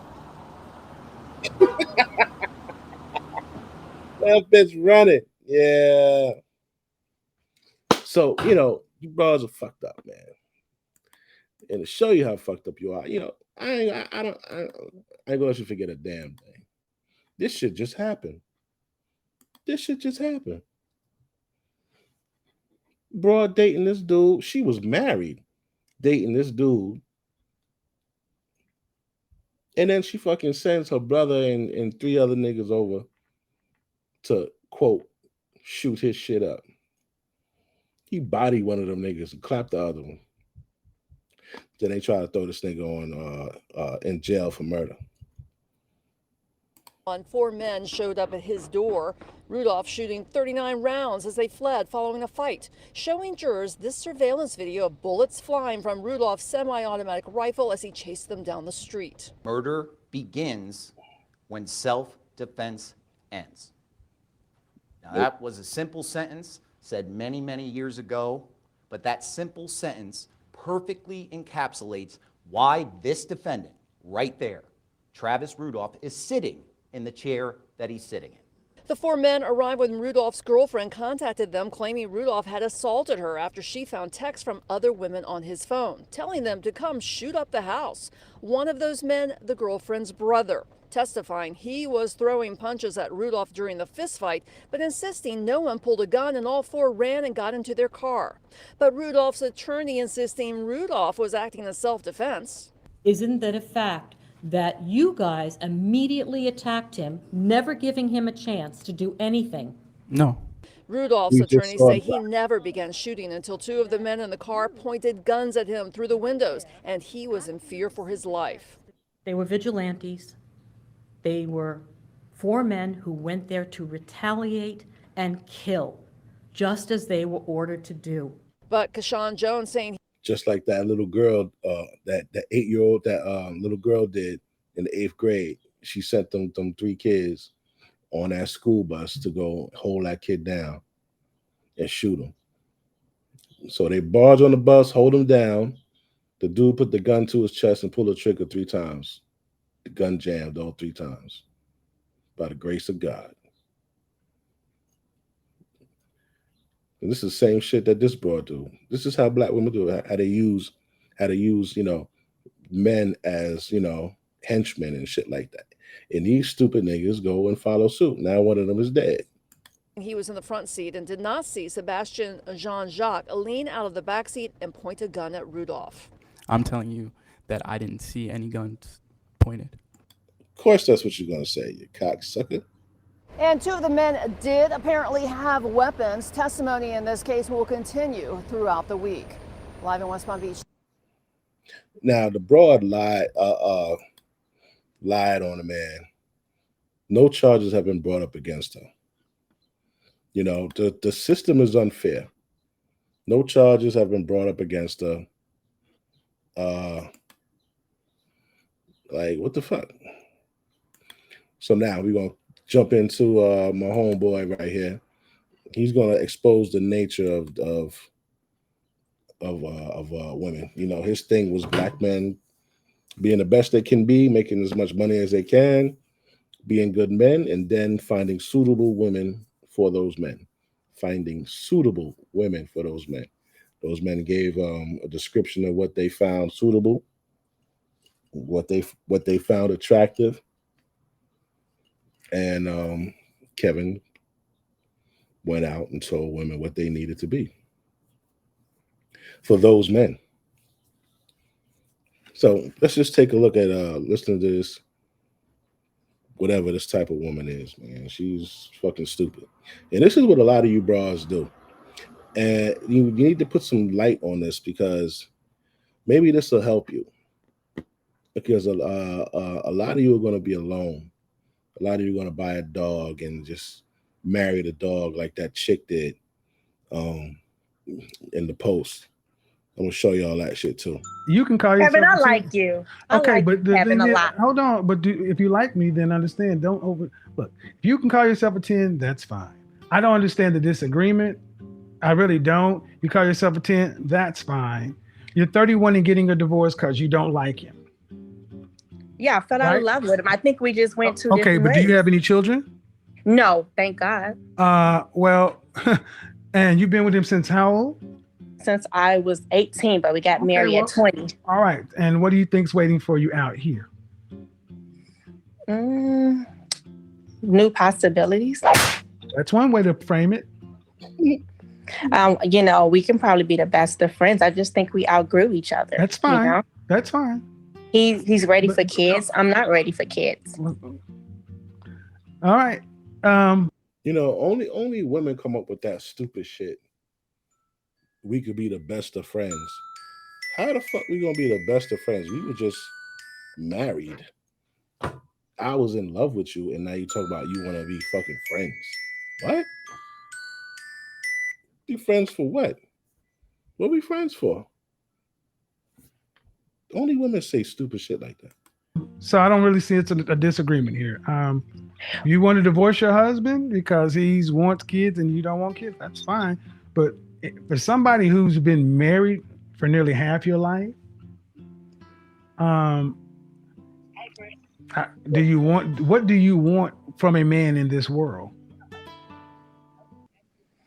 Well, a man of character, integrity, someone that I can grow with. What do you want from a man in this world? love. You had I that. want, You had that, huh? I want love. I want companion. Now you had- make it. You but had that. But you make it seem like people can't outgrow each other. Well, I mean, no, you've been no, married man, twice no. and you're Stop right there. divorced. Stop right there. I didn't make it seem like a damn thing. I said you had that, and it's your responsibility as a wife to keep it going. Keep it. And it's also a husband too. It is. See that. Thank you. Do you guys hear this? This is the problem that tends to happen in our relationships. It's 50-50 instead of 100. Did you do your 100% best to make sure that your marriage and your relationship lasted? Nope. Yes, my husband wanted me to stay home. I figured like since I went to school, I worked hard for my degree and my career. Why should I have to give it up? Especially when I don't have any kids. Okay. So your husband wanted you to stay home and you wanted to go to work. Yes. My father raised me to hold be on, independent. listen. Then you're giving up a husband for a career, for possibilities in the world in your career. Okay. Hope you get what you want. My daddy told me I'd be just fine. My father said that a woman. Well, here's the thing. How old is your father? My father is 60. Right. And got news for you. Your dad cannot guarantee that. That's nothing a father can guarantee a child. Well, and I'm being honest with you. You can say your dad can tell you whatever, but I'm gonna tell you right now, you're just a woman, just like I'm just a man. You're one person out on the planet, and if you want to deal with any man out here, you're gonna have to meet his needs, especially if you want a man that's higher level than you are. This independent street, this daddy's girl shit ain't gonna play. Well, Kevin, I'm a nurse. Congratulations. That matters. I work with a listen, lot of doctors. Actually, so what? But See, you say that a man don't care about a woman's money or career. No, we don't. And that's far from the truth, though. Okay. But that's far from all the right, truth. Kevin. all right. So you're telling me, all right, ladies, I want you to pay attention. This woman has been married, and she's telling me, as a man who's out here who have clients of these men, you act like you at 31 know better than me at 51. And I'm telling you, men don't care like you think we care. But guess what? You're going to get a chance to test this out on your own. Remember the women I said high value men tend to avoid. And the nurse was in this category. Yep. It's not for just to take shots at nurses. It's the personality and the mindset that tends to come along. This independent da-da-da-da-da-da. All right. But in the end, ma'am, make your choices. But at the end, if you want something with a man, you're going to have to compromise. Oh, I agree with you, but you making it seem like that. I didn't make it seem like anything. Make it seem like what? You're just making it seem like, oh, you're so bad. You know, like, especially for the, women in my age group that's not married, man, there's hope. There's hope. Okay. You're responsible for what you hear. And you're responsible for what you put out. No, you're responsible for what you hear. And you make it seem like women are so. No, I think that a lot of you women just don't listen. You listen with your feelings and you hear what you want to hear. Yep. And that's fine. But you're going to get to test all your theories. You got married at 18 or 19. No, I got married at 20. Okay. Split the difference. You're going to get to test all these theories. In 10 years, we'll see who ends up being closer to accurate.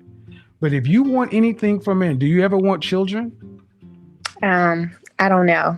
All right. So do you even want to be married to a man? Of course I do. I believe in love. I believe in marriage. But that's not the purpose of marriage. Love is not the purpose of marriage. And you already had that. Partnership. All right. Round and round this goes. Spoiled, petulant children. Just, I want love. I want this. I want that. Women from other countries listen to Western women and think you're insane. This woman won early on and is walking away. All right.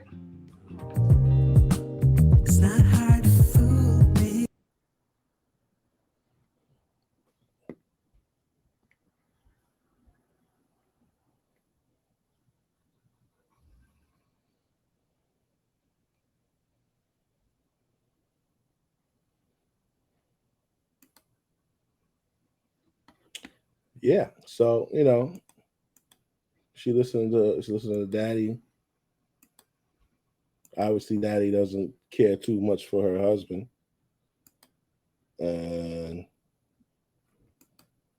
that's it.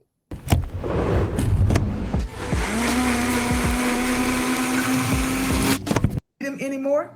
I divorced my husband because I had this senior position at work and thought I held the same position at home. I divorced my husband because I thought I was better than him because I had my degree now. I divorced my husband because I thought a successful marriage meant I was here and he was down here. That is not success. That's sickness. I found myself divorced and out there looking for love in all the wrong places.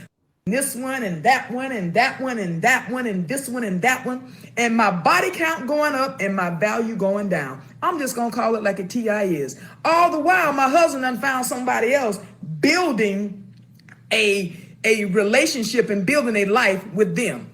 I should have stayed married to my husband. I felt like I was on this dark road with no street lights, pitch dark, and I couldn't find my way and didn't know which way to go. I felt lost. I felt like I was walking barefoot on that dark road with pebbles and hot rocks sticking my foot. I felt hurt.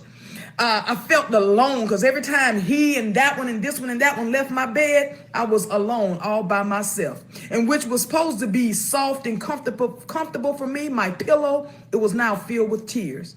I should not have left my husband. Now, while I can appreciate her honesty and her ability to take accountability for her actions and understanding where she was wrong, and hopefully being a voice and being able to give a message to young women not to make the same mistakes she made, we seem to constantly run across these similar situations where successful modern... Yeah. So these men, man, the Umars and these niggas, they telling you not to care about a woman's body count. Oh, the ones who care about women's body count is because they're not in the count. All these cute little cliche bullshit things that, it's hurting women and it's hurting the community, man. So now we're proud of hoes. I just don't fucking get it, man. But they can have them. They can have them. Check this out. Something to say about the fact that I got 6 kids with 6 different men. So I'm just gonna tell y'all why it is better to do it this way. If I had 6 kids with all the same dude, I get 34% of his income, which is only $680 a month. If I got 6 kids with 6 different dudes, I get 17% from each one of them, which is $340 a month from each one. $340 a month times 6 baby daddies is $2,040. So why don't you have 6 baby daddies? Times 6 baby daddies? Yeah, she's bugging the fuck out. Now we're gonna get into the. You know what? I just gotta throw this in the stream. Fuck it. I'm throw it in the stream, man. Where's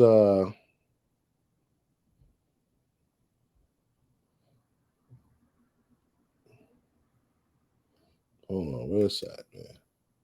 Here we go. Let me go to Facebook. Where is this shit? This is what?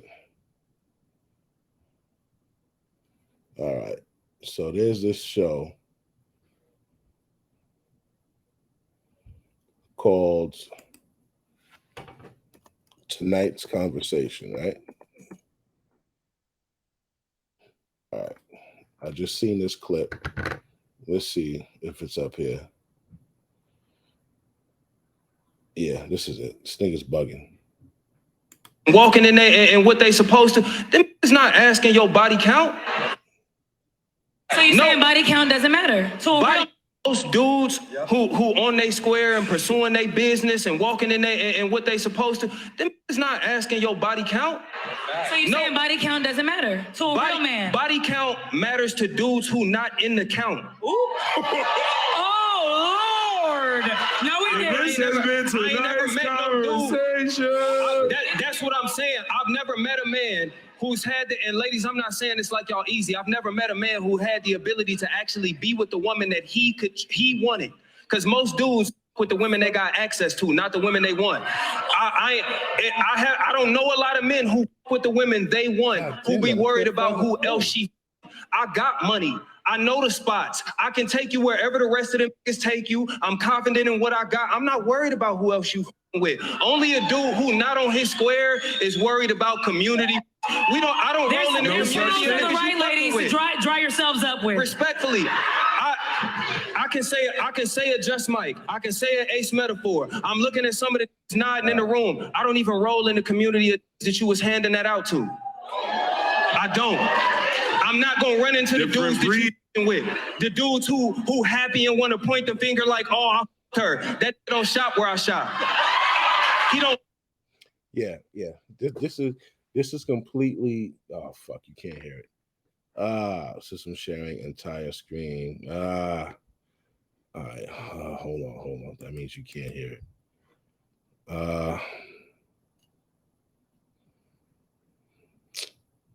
Shit. All right, fuck it, man. Fuck it.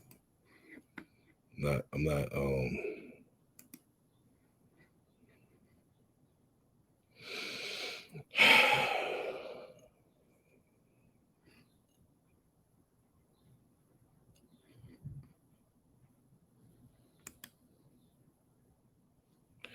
right, I'll just go back to this because that other shit isn't playing. All right. Basically, what dude was saying was he doesn't really care about a woman's body count. He wasn't even in that community when she was handing that shit out. So he doesn't care and this and that. So the chick says, so a real man doesn't care about your body. Like she wants it to be validated for her that if a guy cares about your body count, that he's not a real man. And this is just the fucking manipulation tactic. Like, you're not supposed to be fucking a whole bunch of niggas, man. You fucking whore. You're not supposed to do that. Who wants to go somewhere with a bitch whose body count is way more than yours? This broad is in triple digits. Why are you fucking 100 niggas? 200 niggas? Why? Why is your body count 70 niggas? And if somebody's supposed to wife that, let that nigga wife it. That's completely fine. We need somebody. We need a stupid nigga to take all of the whores and shit out of the fucking dating pool and leave us with the fucking decent chicks, bro.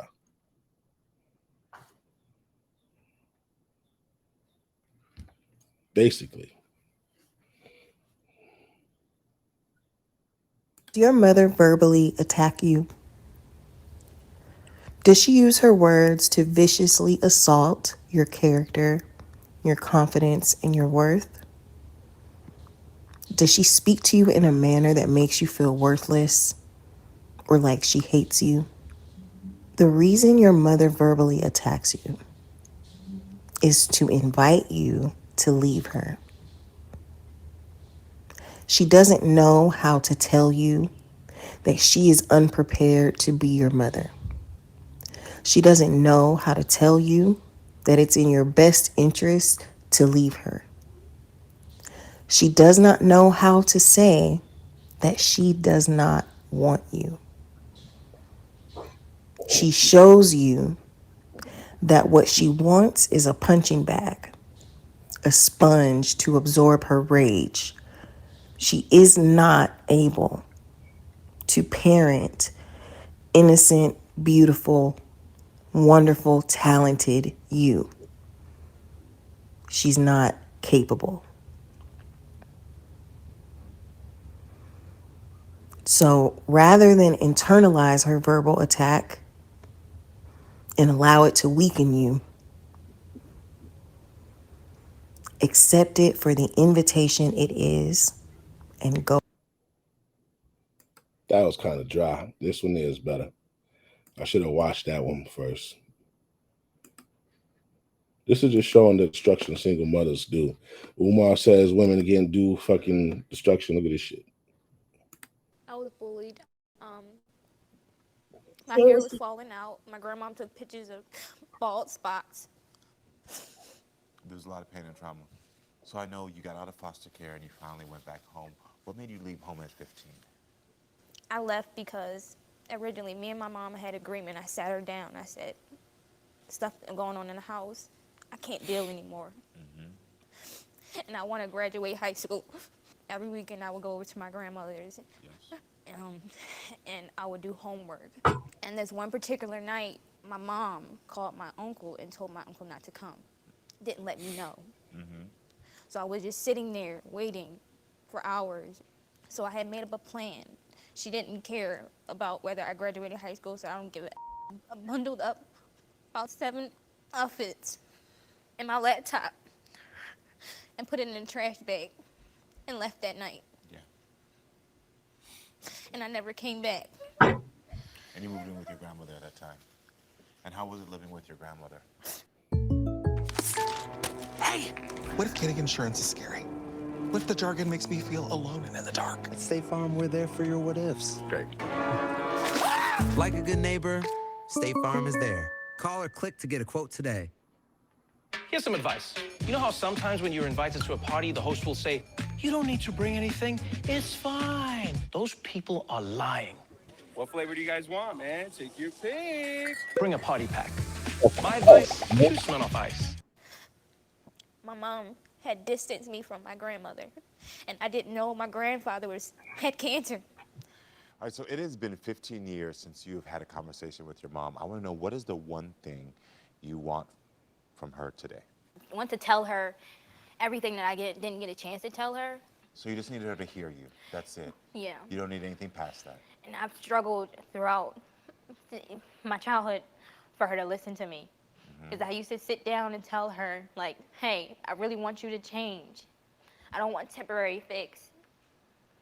And right now, being a mother of my own, I just want to feel complete. I know your mother was on drugs for many years. How many years of your life was she on drugs? I would say for all of it. All of it. And how old are you, if you don't mind me asking? I'm 24. So 24. So at least 24 years plus she's been on drugs. Yeah. Do you think she's using today? Yeah. You do still think she's using today.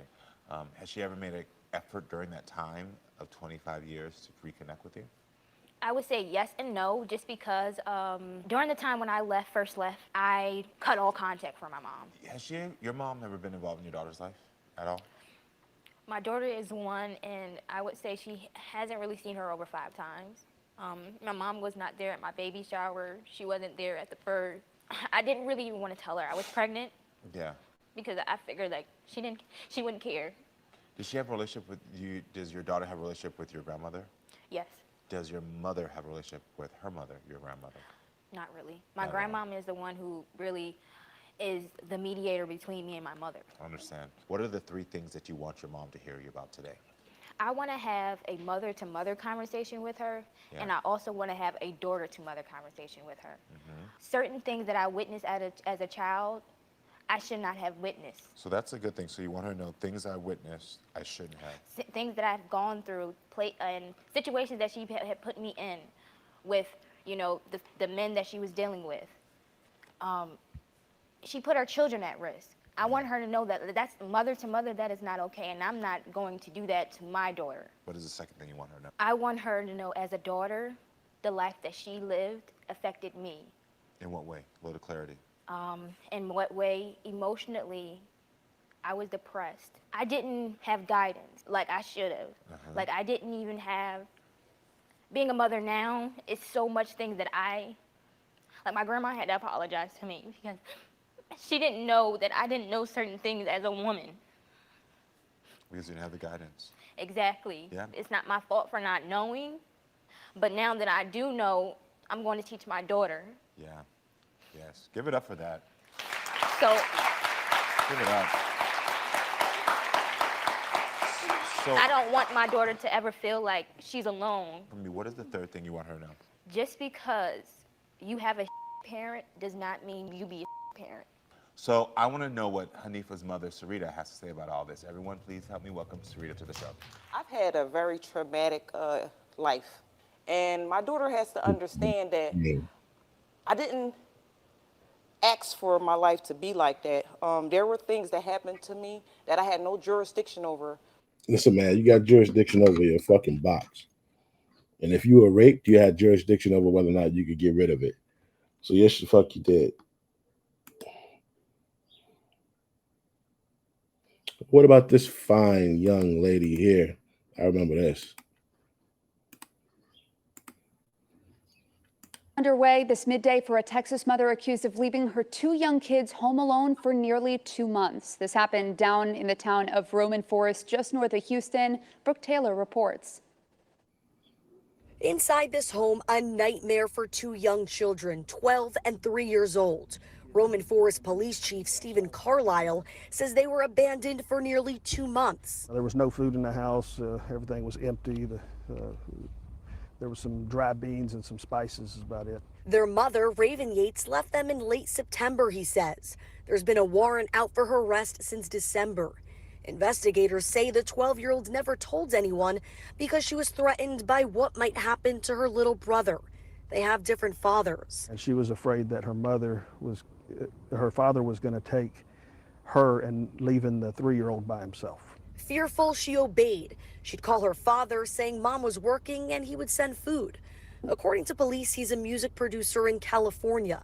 He called police once family members spotted Yates in Mobile, Alabama, where she's from, without her kids. When he got a call from his ex-mother-in-law and they put 2 and 2 together, he caught the first plane over here. Investigators shocked to see how they were living. The officers checked the bedroom of the children and discovered heavy urine odor coming from the 3-year-old's bed. Yates continues to be active on social media, posting to her thousands of followers, as investigators work with Mobile police to arrest the 31-year-old mom.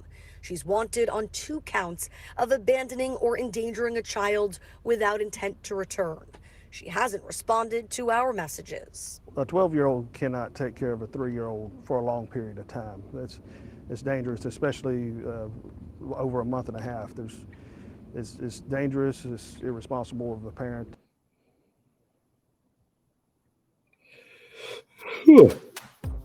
It's time to stop staring at this Dunkin' sausage, egg, and cheese. And time to go get this Dunkin' sausage, egg, and cheese. Shut up. Oh, man, this shit here made me cry. This is one of the worst ones, B. Tough as fuck. I'm really, really proud of you. I'm really, really proud of you. I'm sorry for the damage that I did. Please forgive me. Please forgive me. I was emotionally and verbally abusive. I used you as a container for my rage. The rage against my own father. I cursed God that he gave me sons because of the rage that I had. You are not responsible. You are not responsible for my rage, for my emptiness. And for 27 years out of my 64, I've been working on my own healing, the best gift that I can give to you. So you can see something different and be somebody different and do something different. And I'm really, really proud of you. I'm really proud. What do you want to say to her? I forgive you. Oh. Okay, let me just take my shoes off. I can't take it no more. Forgive her for what? Let's be specific. Let's be specific. I forgive you for. I forgive you for tearing me down. I forgive you for telling me you wish you could leave me after Daddy died. I forgive you for yelling at me every day, no matter how many times I came home, cleaning the house. I forgive you for every woman I hated because you hurt me. I forgive you for every time I hurt myself. I forgive you.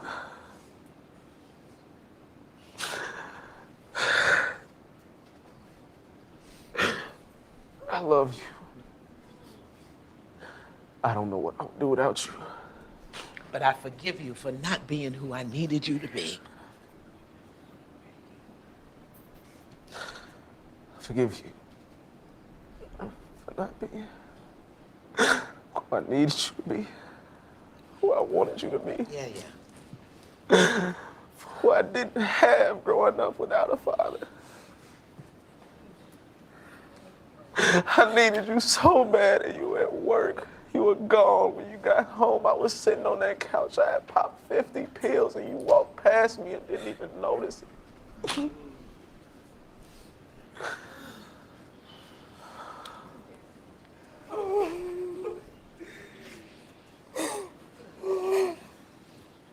I'm sorry.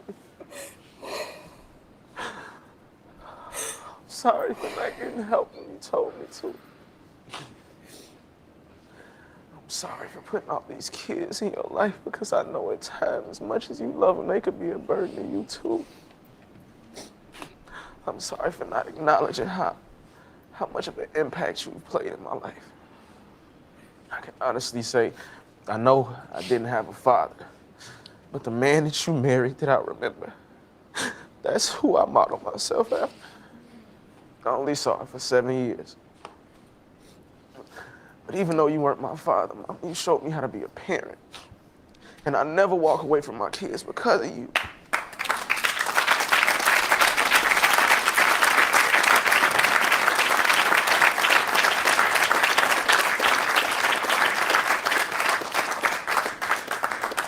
Thank you for making sure I kept God in my life at all times. I thank you for instilling education in me.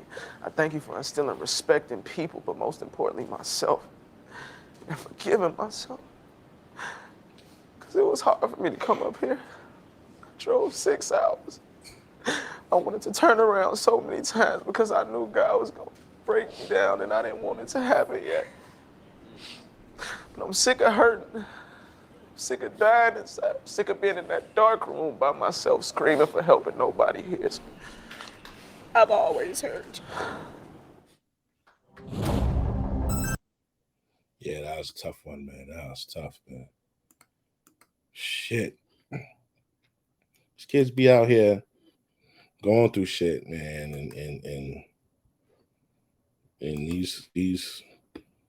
these women don't be holding their kids down, man. Angie's List is now Angie, and it's easier than ever to get your projects done right. With Angie, you can connect with top pros and see ratings and reviews. And when It's it's a simple formula. If you live in the hood, As long as I know that if you live in the hood, man, you know what the hood is. You live in the hood and you don't have no money. Why are you having kids? That kid you have is gonna have to grow up in that neighborhood. Like, it's not hard, man. Don't have a kid in a fucked up area. Don't sleep with a person in the fucked up area. We got to bring back the caste system. If you live in a bum area, man, I can't fucks with you. If you a chick and you live in a fucked up area, you live in Brownsville or some shit like that, man, yo, you gotta wait till you get out that area, hun. You know what I'm saying? Because, like, yo, that if you messing with a woman and she lives in a bad area and you sleep with her and she get pregnant, that means your kid gonna grow up in a bad area. The kid gotta stay with the mom, right? Unless you can prove beyond a shadow of doubt that she's not fit.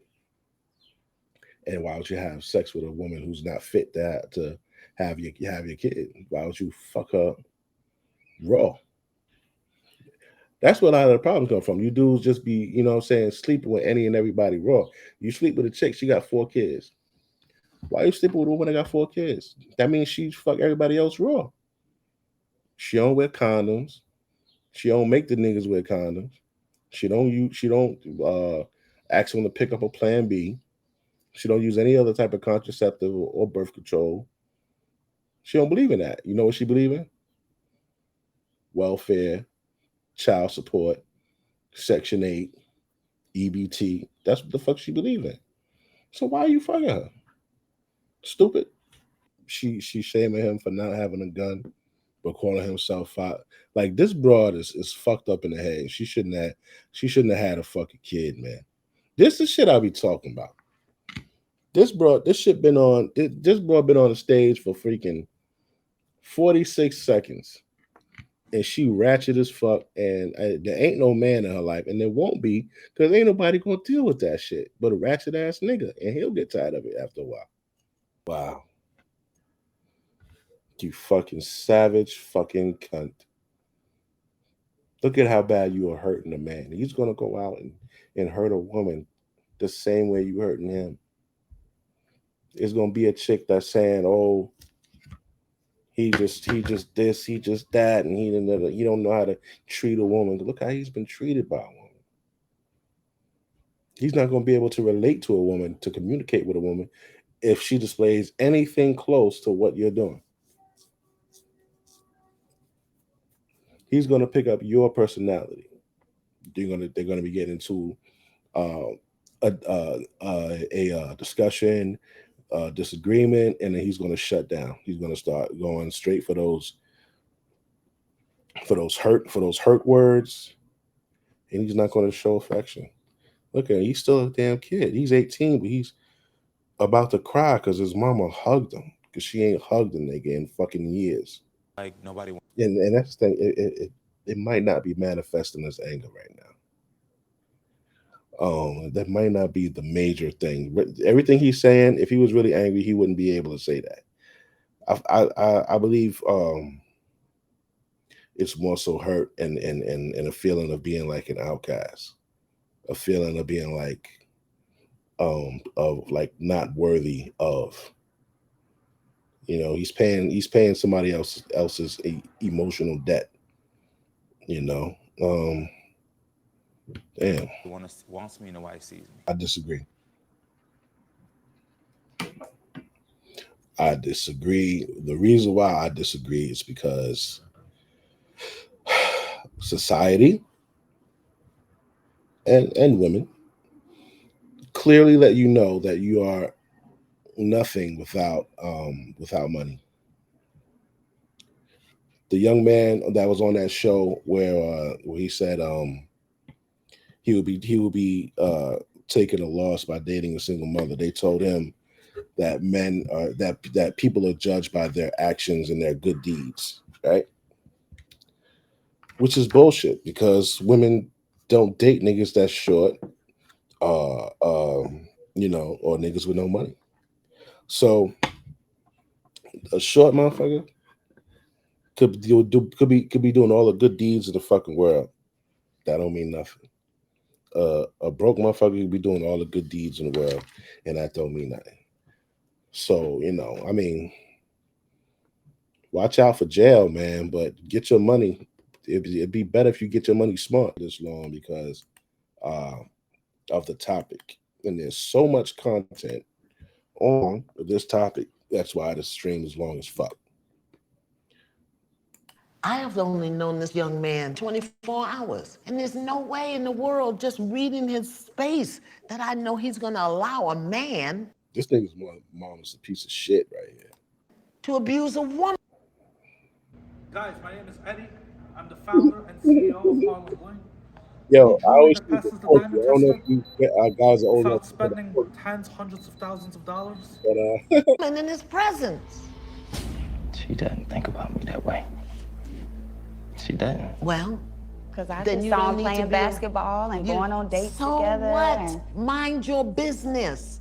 You say that you don't see the man that your son is. So I'm asking you, since this is not a demonstration of a man, you need to tell me what man you're using to measure him with. Which one?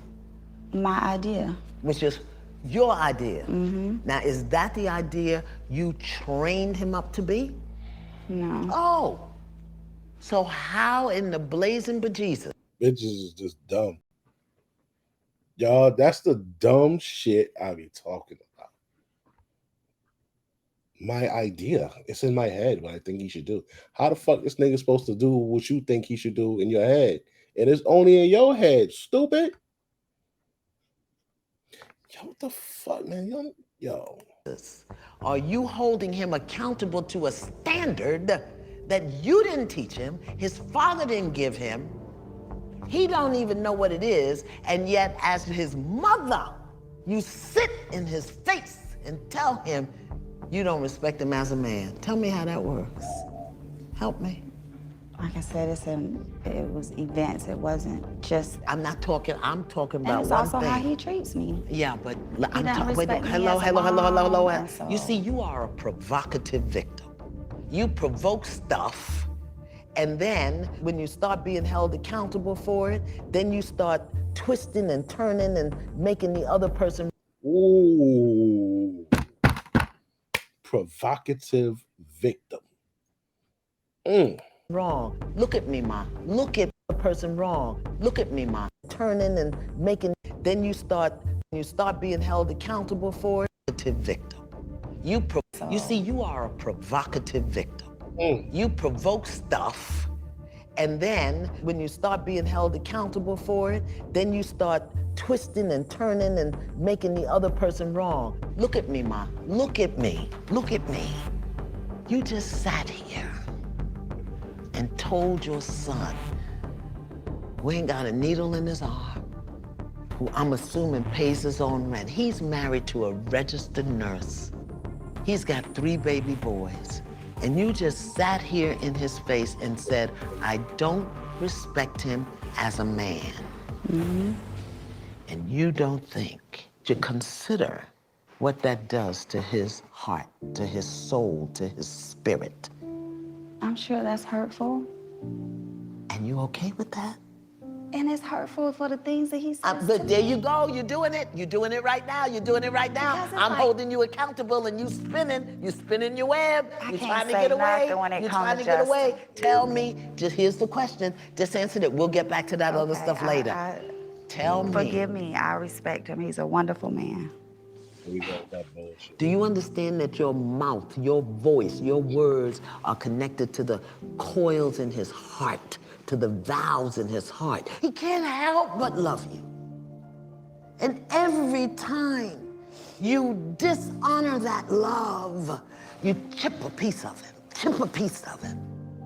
This is why in our culture as Black people, when the boys turn a certain age, the men come and get him and take him away from the mother because she can emotionally manipulate him.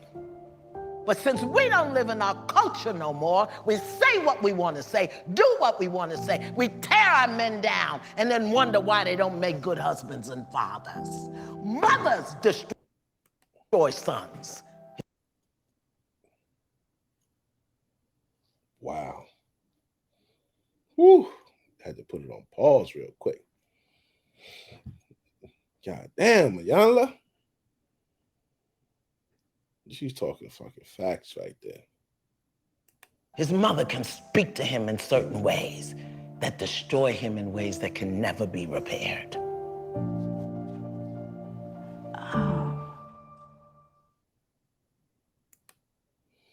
Whew. Powerful. Yo, so that commercial that just came on with it, the jeweler. This was the shit I was talking about. We had a 6-hour layover in Rome, which was just enough time to tour the ruins, if we skipped the line. Explore over 300,000 travel experiences you'll remember. Do more with Viator. I learned the job slow, and now I know it by heart. He earns money, he pays taxes. He's just like you. ARC, the Association for Retarded Citizens. Clear glass here, green there, round there. I sort glass. That's my job. I learned the job slow, and now I know it by heart. He earns money, he pays taxes. He's just like you. ARC, the Association for Retarded Citizens. Don't throw us away. Oh. Oh. Oh. Now we're gonna get into the overly sexualized woman. You know, they just want to hear that their body count doesn't matter. You want to hear that you want to be able to fuck kids, but you don't want men to be able to fuck kids. You want them to be called out on it, but you want it to be okay for you. Do it. You scrolled on this video to do it. It's your boy Daddy Scuba Juvan.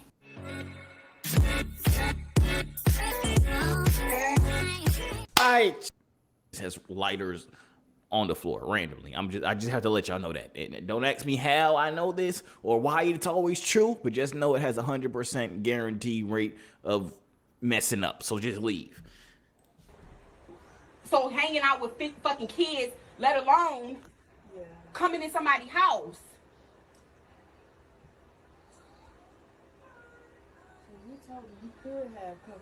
He could if he spoke to me, but not no grown ass fucking woman. You're grown. You're not 14. That 19-year-old said that the boy said that the mama said that he could have company.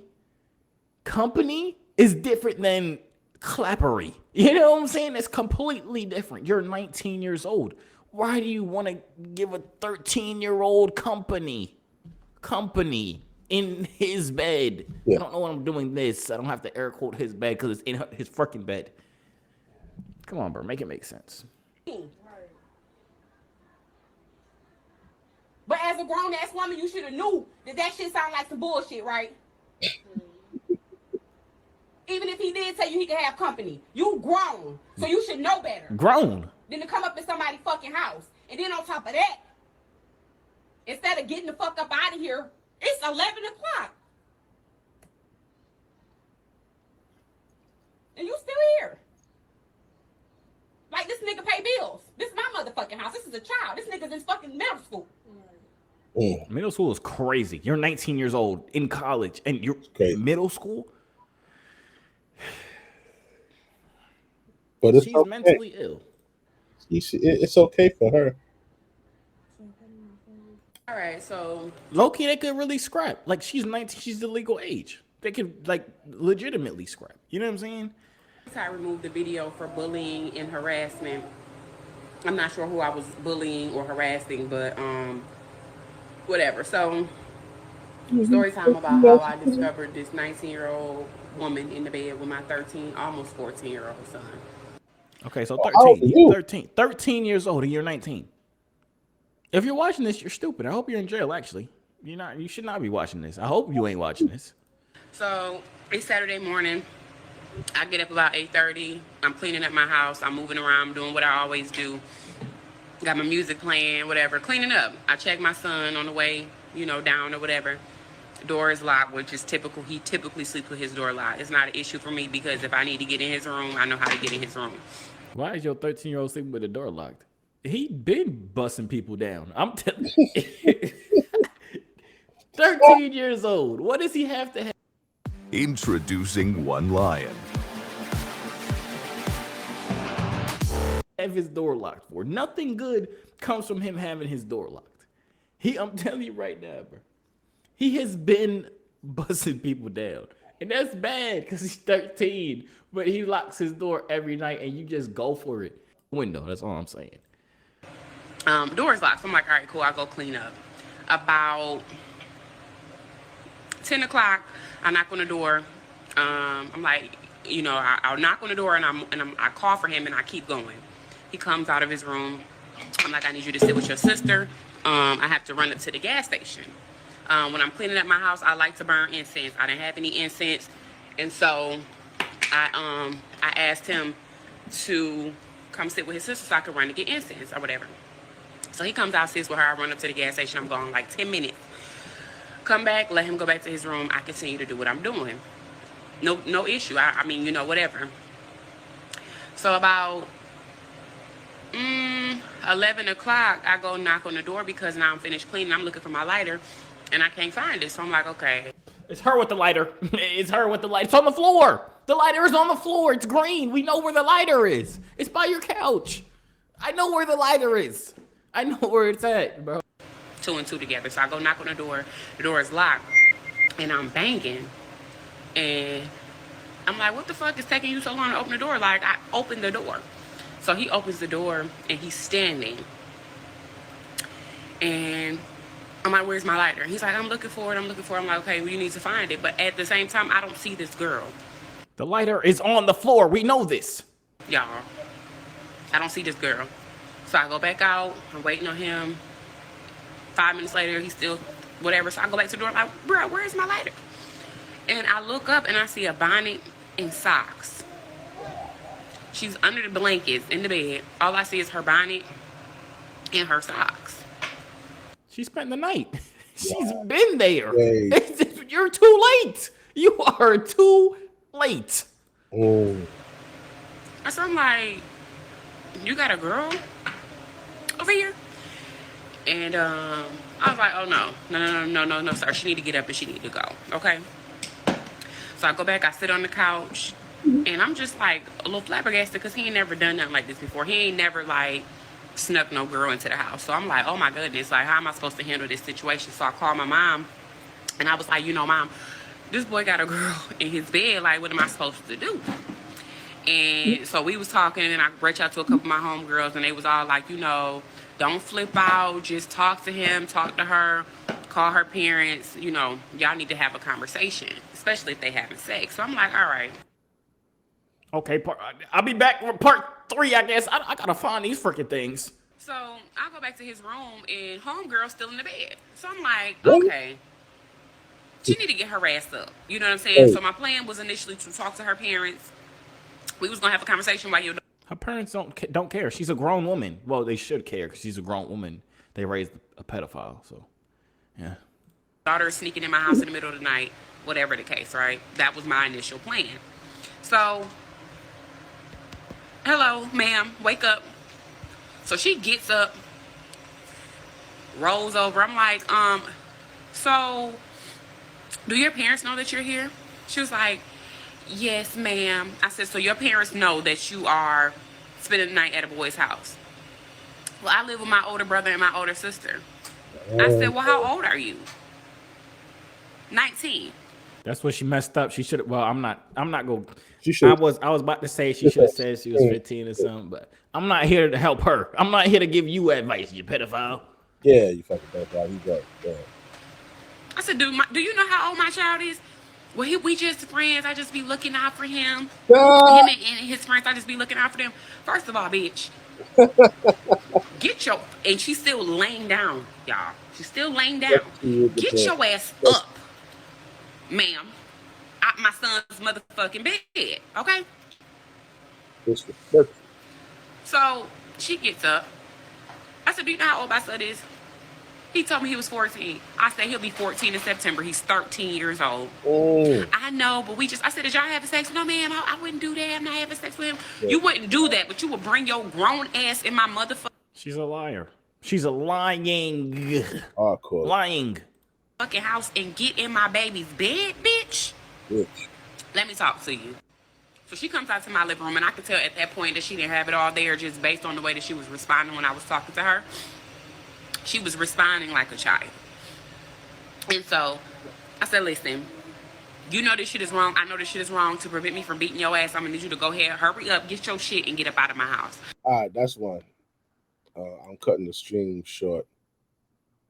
So I'm going to go right to the next one.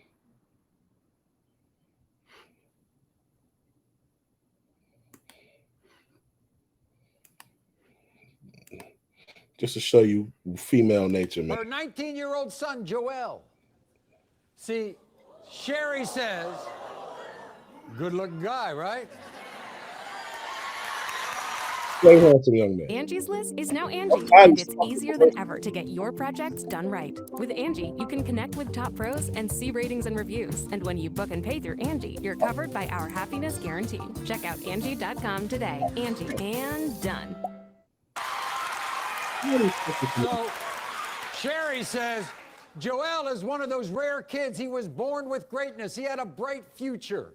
But she says that a baby will put his future in jeopardy because next to her son is her son's 30-year-old girlfriend, Lakeisha.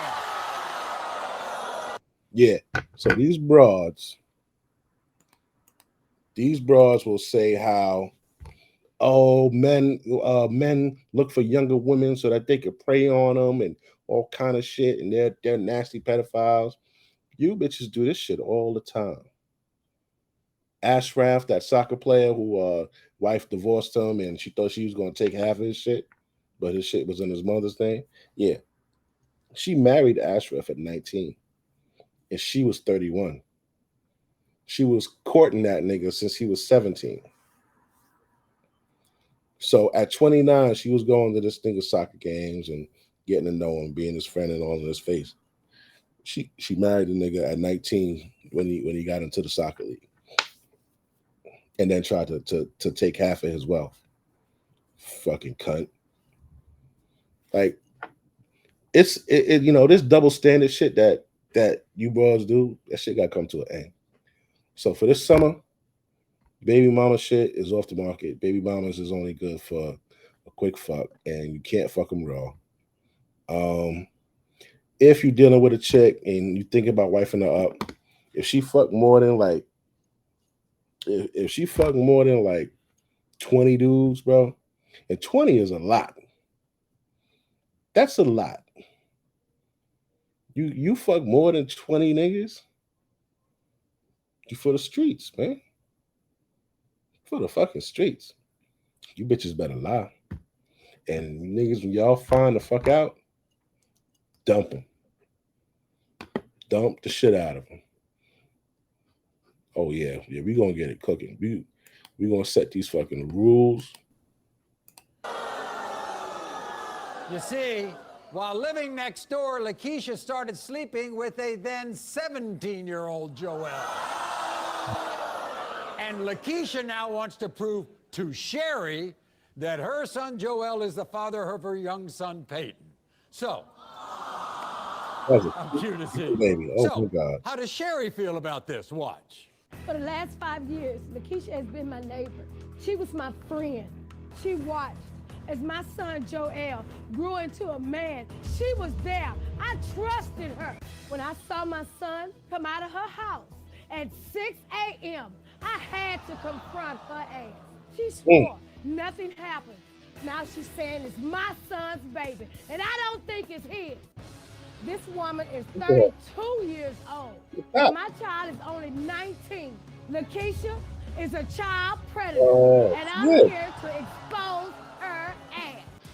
Lakeisha was living and sleeping with another man when she conceived that baby.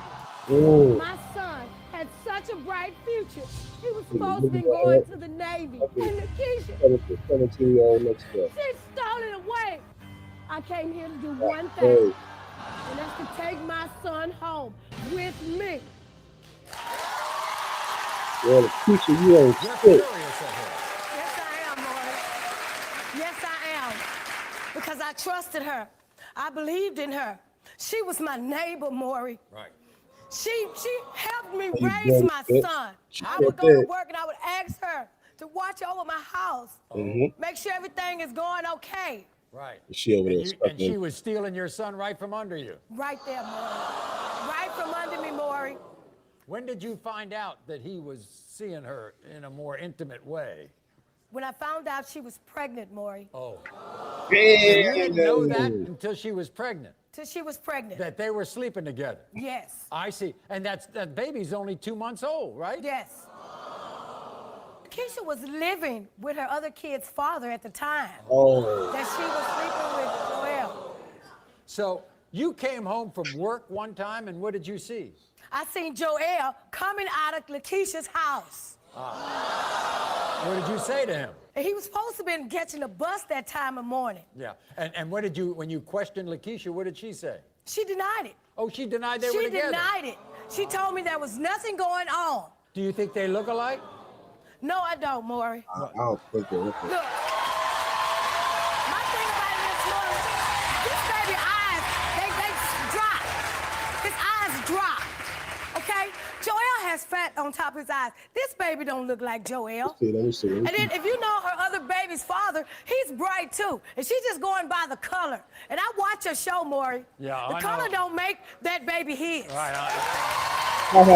I watch that show, man. But your son thinks he's the father. Yes, he does. They are Maury. living together, aren't they? Yes. Because he moved out of your house, didn't he? Yes.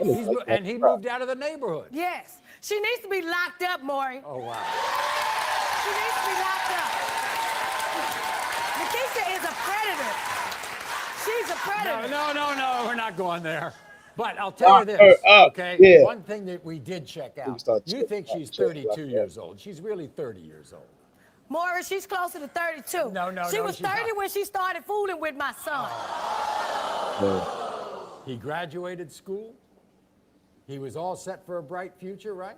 And she stole it all away. He was going to go into the Navy? Yes. You think he's a different person? Yes, he is. What do you mean he's a different person? How? He's not the same anymore. Joel used to come to me. We used to talk. I don't see him anymore. She keeps him hidden away with her. Are you confident that that's not your grandbaby? Yes, I am, Maury. All right, we're going to find out before we meet Sherry's Find out. 19-year-old son, Joel.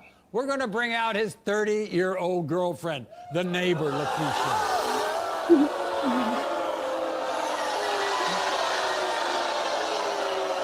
How are you? Have a seat. You've been listening to her, right? Yes. Why do you think she's doing this? You're not even there for your son. What do Keisha, you what mean? does that matter? No, I'm not you there. not. You not. And What for does you to that sit matter? up here and try to come on here and bash me like this, you wrong. How I you- did not you start wrong, with your bro. son. He was 18 years old. I am 30. I was born in 1986. He was not 18. Yes, he was. 17. He was 18. No, he was not. He graduated. He was already out of high graduation school. party, Keisha. He didn't even have a graduation party. He didn't even have a graduation party. Lakeisha, Yes, forget about boy. whether it was 18 or 17. I don't care about that. What I care about is the fact you're 30. What are you doing with a high school boy? Yeah, like, you know, you gotta get you in. You gotta stay in. Maury, what she needs to be is arrested. They arrest these white women for sleeping with these little boys. She needs to have her black ass. Oh, shit. Oh! If you feel that way, then you should have called. Why you ain't filed charges if I...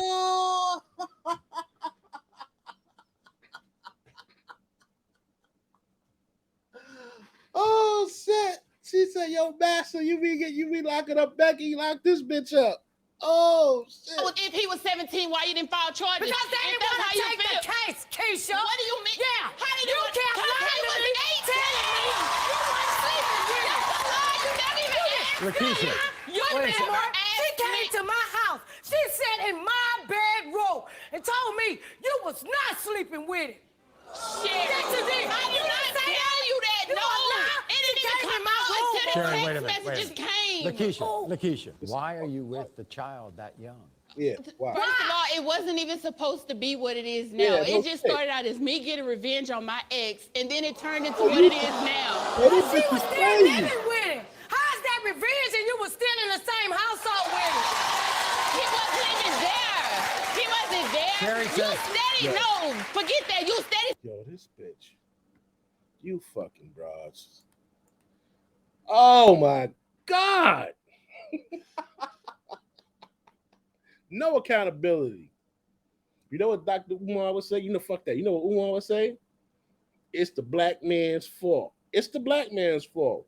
She can't control her box. Oh, my God, B. Speaking up on something that you don't even know Yes, about. I do know. No, I you live don't. next door to you. That don't mean nothing. You don't even know. You don't Hey, even know what hey, you're look at it with the look at it with the look. Oh, you couldn't hit it with the one, too, man. You don't do nothing for your son. You don't do nothing. Oh, you cafeteria lady. You give him all the Sherry, juice Sherry, boxes he Sherry. need, don't you? Sherry, sit down. It's more than Look what at you your child. can. Look You at your don't do child back nothing there. for him. Look what he's doing. Man, fuck that nigga. Exactly. You can't accept the fact that he is happy. You won't even let him be happy. I don't know what happiness is. Wait a second. What you mean, how I know? Lakeisha, he didn't look happy. He does not look happy. He's not happy happy with her and what she's doing. What You he's- the reason you that know we what- on You know more. what he's not happy with? He's not happy with the situation. That's what he's not happy with. Yo, this bitch played herself. Hard body, B. To get back at her ex, she gonna fucking fuck a 17. Yeah. Yo, these bitches is retarded. What are the possibilities that one of your ex... There's no other possibility. Put up the picture of the Yeah, baby. let's see. Oh man, if that ain't his fucking They look kid. They look like? My baby. That boy. They look like? No, my baby Look look at like my me. baby you stole. Look at my baby steal with your him? lying, deceitful ass. People are. Look, My friend. look at man though. What you're saying, Lakeisha, is that Sherry is trying to block Joel from being a father to this Pretty child. much. Because the first time you seen him, we here. The very first time you saw my son. Listen, man, Joel, you got some older pussy, and I knew it. I know it turned you the fuck out, bro. 17, getting some 30-year-old pussy. I know it was amazing. She probably decent. She got some nice lips. But look, bro, she gonna take your ass for fucking child support and all that. You ain't even got a job yet, B. You're fucked up. If this kid is not yours, man, this is a gift from God and a second chance. Take your ass to school to play football, whatever shit your mama said you was going to school for, and stay away from this broad. Son was 2 weeks ago. 2 weeks ago. That's why I'm my here. son is That's 2 why I'm months here. I'm not old. gonna wait and let you do what you doing. What am I doing? What am I doing? What am I doing? I want to meet your son. Here he is, Joel.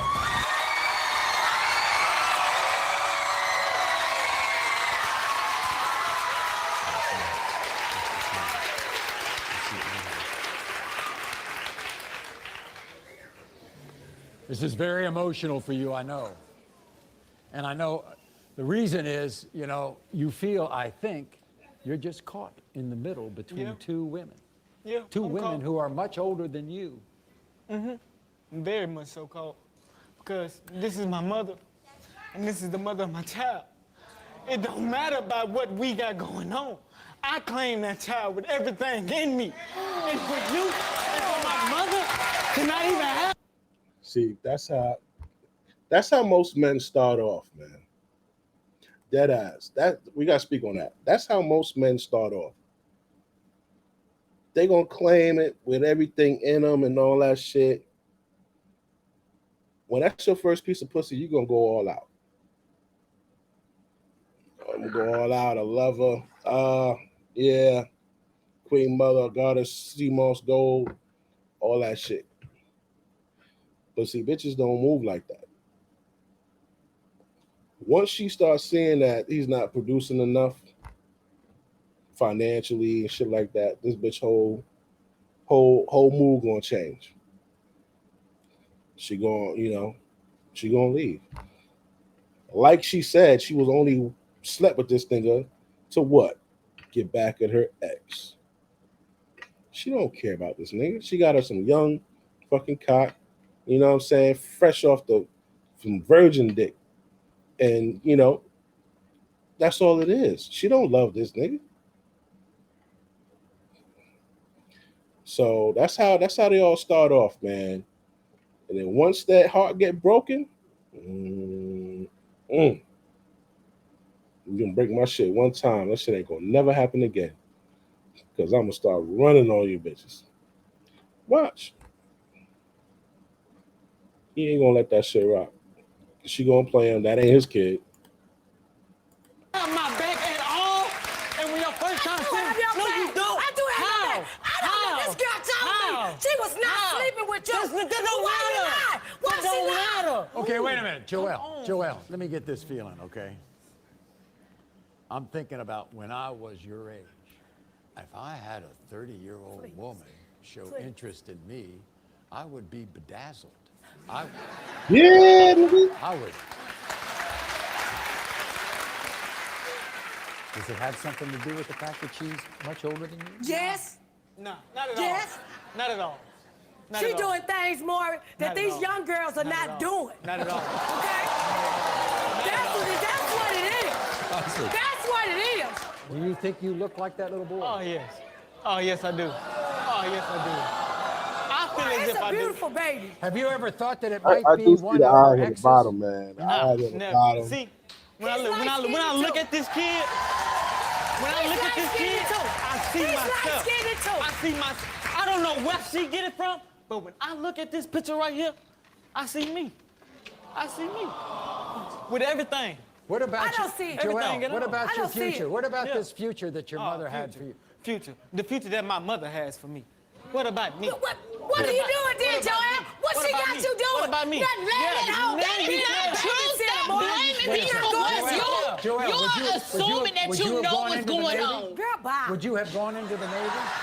For my mother. You would have done it For for her. your mom. Because she wanted to. But what she she wanted got this you more than me. doing? What she got you doing? Okay. Babysitting? How long did you babysit? What?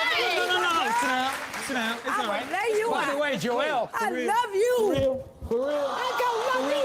She doing this. She doing I this. don't care about your She problem with doing her. this. I don't care about that. Okay, what happened Let's to find the out the twins, answer. Keisha? Okay? Got the home records, man. When they took it, man. And you doing it, bro. And you doing it. I want some promises. I want some promises before I open up this envelope. Here's the promise I want from you, Sherry. If this is your grandchild, That's you will get it. into this grandchild's life. The more we already look, he already know. And you will be a good mother to your son. Okay? Yes. Okay? And you will try to get along with her. Man, fuck that. Maury?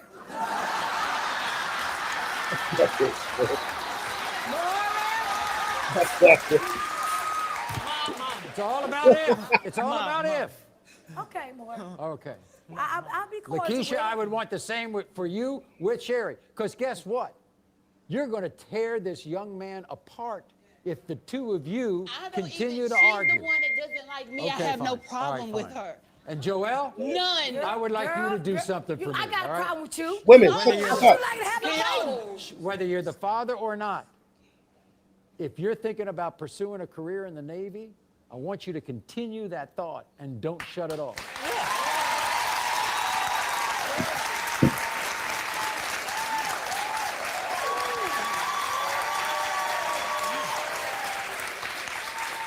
When it comes to 2-month-old Peyton, Joel, you are the father. Oh. I knew Maury knew that shit. That's why he said. That's why he said that shit, man.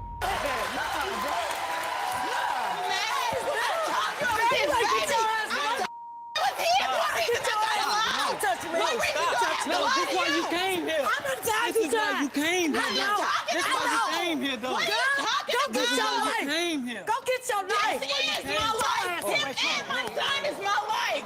Wait, And my other two. Stop it. Stop Stop Away it. from me. Stop it. Stop it. Stop Away it. from me. Okay.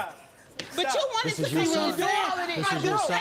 And this is your granddaughter. And that's still not good enough. What's Girl, up? get him. Don't worry. No, I'm talking to you. I'm talking to You feel like you you. lost the I'm love talking that to you you. I had. get everything that you wanted, and we found out you still did the same Okay. thing. Okay. Okay. Man, come on. Come on, man. Come on. Okay. All right. You all need each other. Don't you know that? Yeah, I love him. You are not the father. God damn. Oh, man. Damn home records. Fucking Susie, Sally. No. Fucking Shaniqua, Shaquana, fucking home records. Like this stupid bra right here. This bra dumb as hell. Oh, you can't see it yet. Oh. Can't see it yet. Somebody just sent me a damn TikTok. I bet you this nigga saying some dumb shit.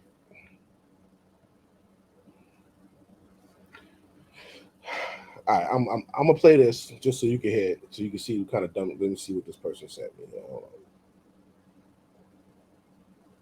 I know I'm gonna get called about 1,000 simps for this, but it gotta be said. What women do should not matter to men as it pertains to men being men. I don't care if every woman is a super feminist and don't listen to men. I don't care if every woman is extremely independent. I don't care if every woman is promiscuous or all of her behaviors are off-putting. I don't care if every woman is out of her rabbit ass mind. That ain't got nothing to do with you being a man. The moment we bring up manhood, we got men talking about, but these women. But these women what? What these women got to do with your principles? What these women got to do with your character? What these women got to do with your values? What these women got to do with you being a man? When you start bringing up women when we talking about manhood, what you basically saying is, I can't be a man until women are perfect. Oh, this nigga out his fucking rabbit ass mind. He got the right one, baby.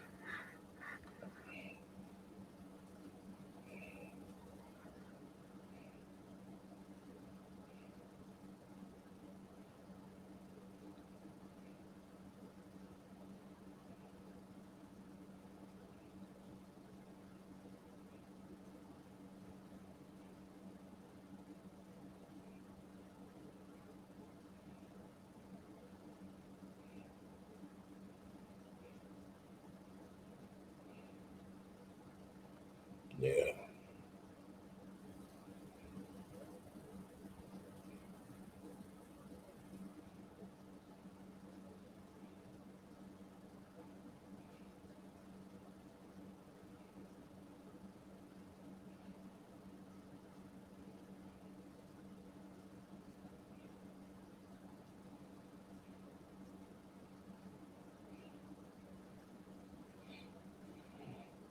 Yeah.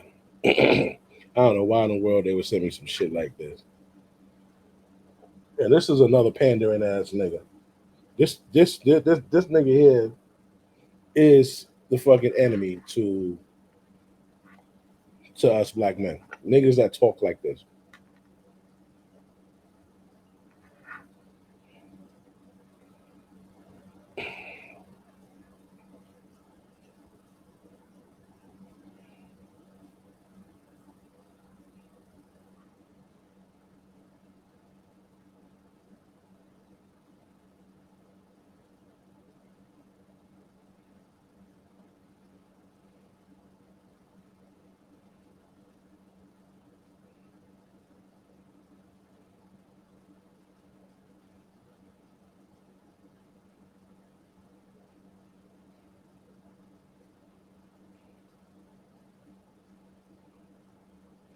Fuck out of here. This is a hard job, man, defending men, bro. So many motherfuckers against the black man. You got niggas infiltrating the fucking movement of black men. You got these fucking bum ass bitches infiltrating the fucking improvement of black men. You got white people holding white systematic fucking shit holding back men from getting jobs to this fucking day. Still, niggas with elite degrees can't get fucking hired over a fucking white dude. A dude with a college degree, they did a fucking study. A guy with a college degree, right? Black man with a college degree, and a couple of white dudes who just got out of jail.